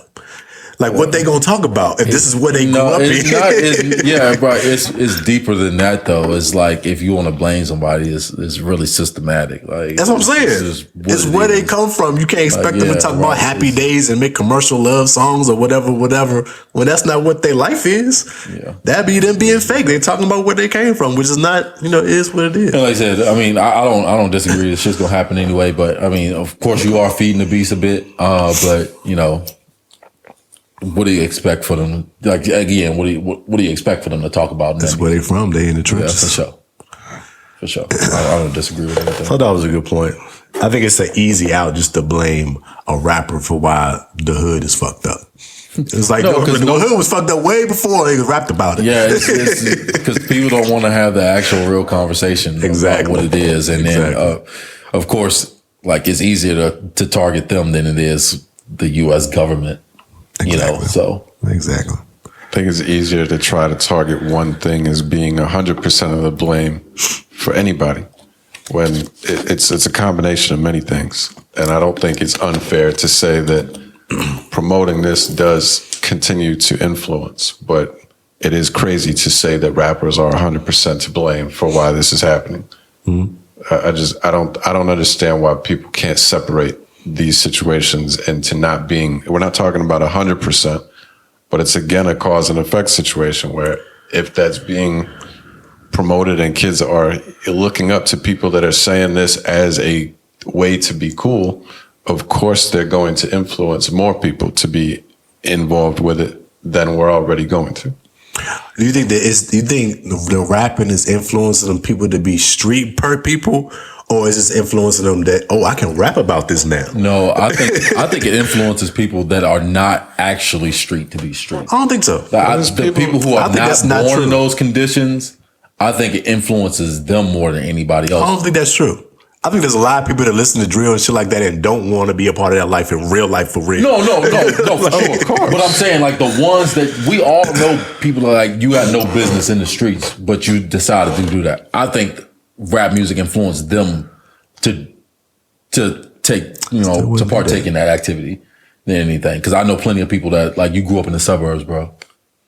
Anything that but I gets think that's more of an normalized. influence of your peers and who you being around than I listen to this song But you about him choose that. robbing and stealing, and I'm gonna go rob and steal. I don't You think choose I that don't think it's based that on your direct influence. Nah, correlation. I think you're looking at it like a super extreme, like some guy that has no problems at all in his life is suddenly going to hear a drill song and change everything Right, about that's who not they the are case, and right. switch this. Nah, but there's a lot of kids that are in the hood that may be on a path of not getting involved with street things. That I'm not saying they hear a song and it's like, oh shit, now I want to go street. But when all of the music that is around them is saying, this is the way to get money, this is the way to get girls, this is the way to do X, Y, Z, and the people that they know that are most successful all have gone this route, it's going to normalize that this is how you connect point A to point B, is I get involved with this. So Yeah, it maybe in rap. influences. That's all I'm saying is it has an influence. I agree with you that people that say like, oh, it's because of this rap music is why all this is happening. That's that's super ignorant. Well, they was gonna do that shit anyway. And simplified. They just got a soundtrack for it now. Yeah, this is not the reason for it. But anything that you normalize in like a large scale thing is going to cause more people to go that route. Yeah. But Yeah. Yeah, I mean, I agree. I'm kind of on both sides with that, but it's just one of them things. It is what it is. Again, it's just a bigger conversation that we don't have time for. I mean, I think in the same vein as like kids were always having sex. Yeah. That's not a new thing that's taking place. Music's not going to. But there's a point where it was like, I don't want to say shamed, but it was not like an open thing that could be discussed. As it became something that you see on every single TV show, as like every single TV show started to include nudity, it became a more widespread thing that was just now that you have to seemed address as that. acceptable. Yeah, It's I just get part that. of what Right. things is. Right. So as that happens, it becomes something that is more open and I think encouraged to where I think, agree with that. I think Yeah. kids are more sexually active now than before, probably. It's not saying that hiding this or saying we should say that this never happens, but as it becomes normalized, it impacts behavior and becomes normal. That's what normalized is. Yeah, it's a little bit. I can see it being like, because you're seeing it in entertainment, people are more open about it. But I think a lot of these things was already happening. You just weren't being open about it because it wasn't accepted per se. Like weed, for instance. When we was kids growing up, weed made you stupid. You was a dummy if you smoked weed.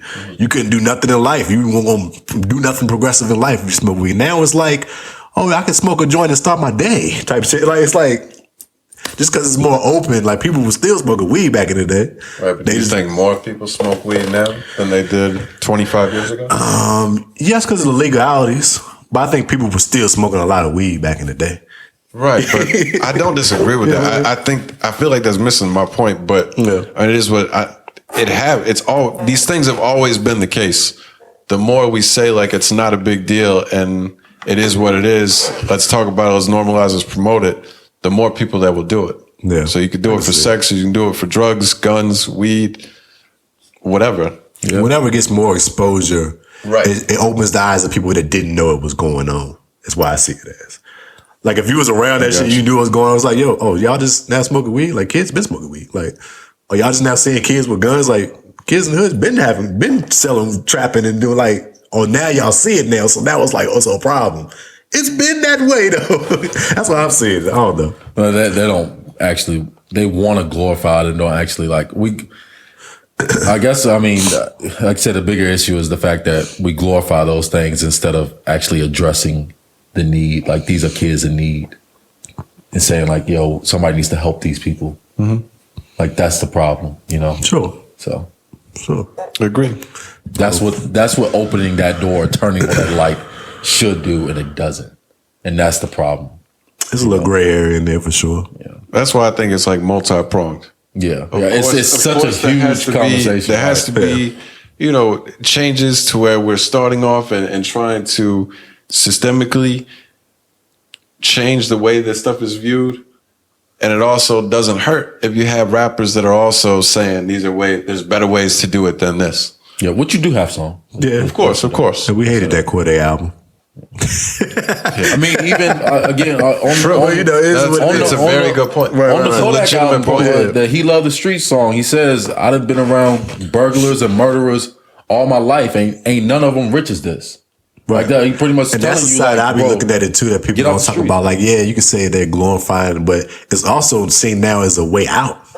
Like, I can make legal money by rapping about this shit instead of doing it anymore. For sure. Like, it's still a way out. Kids can see it as a way out instead of like, I got to still live the street life. Like, yeah, you're gonna talk about what you talk about, 'cause that's where your life and where you came from.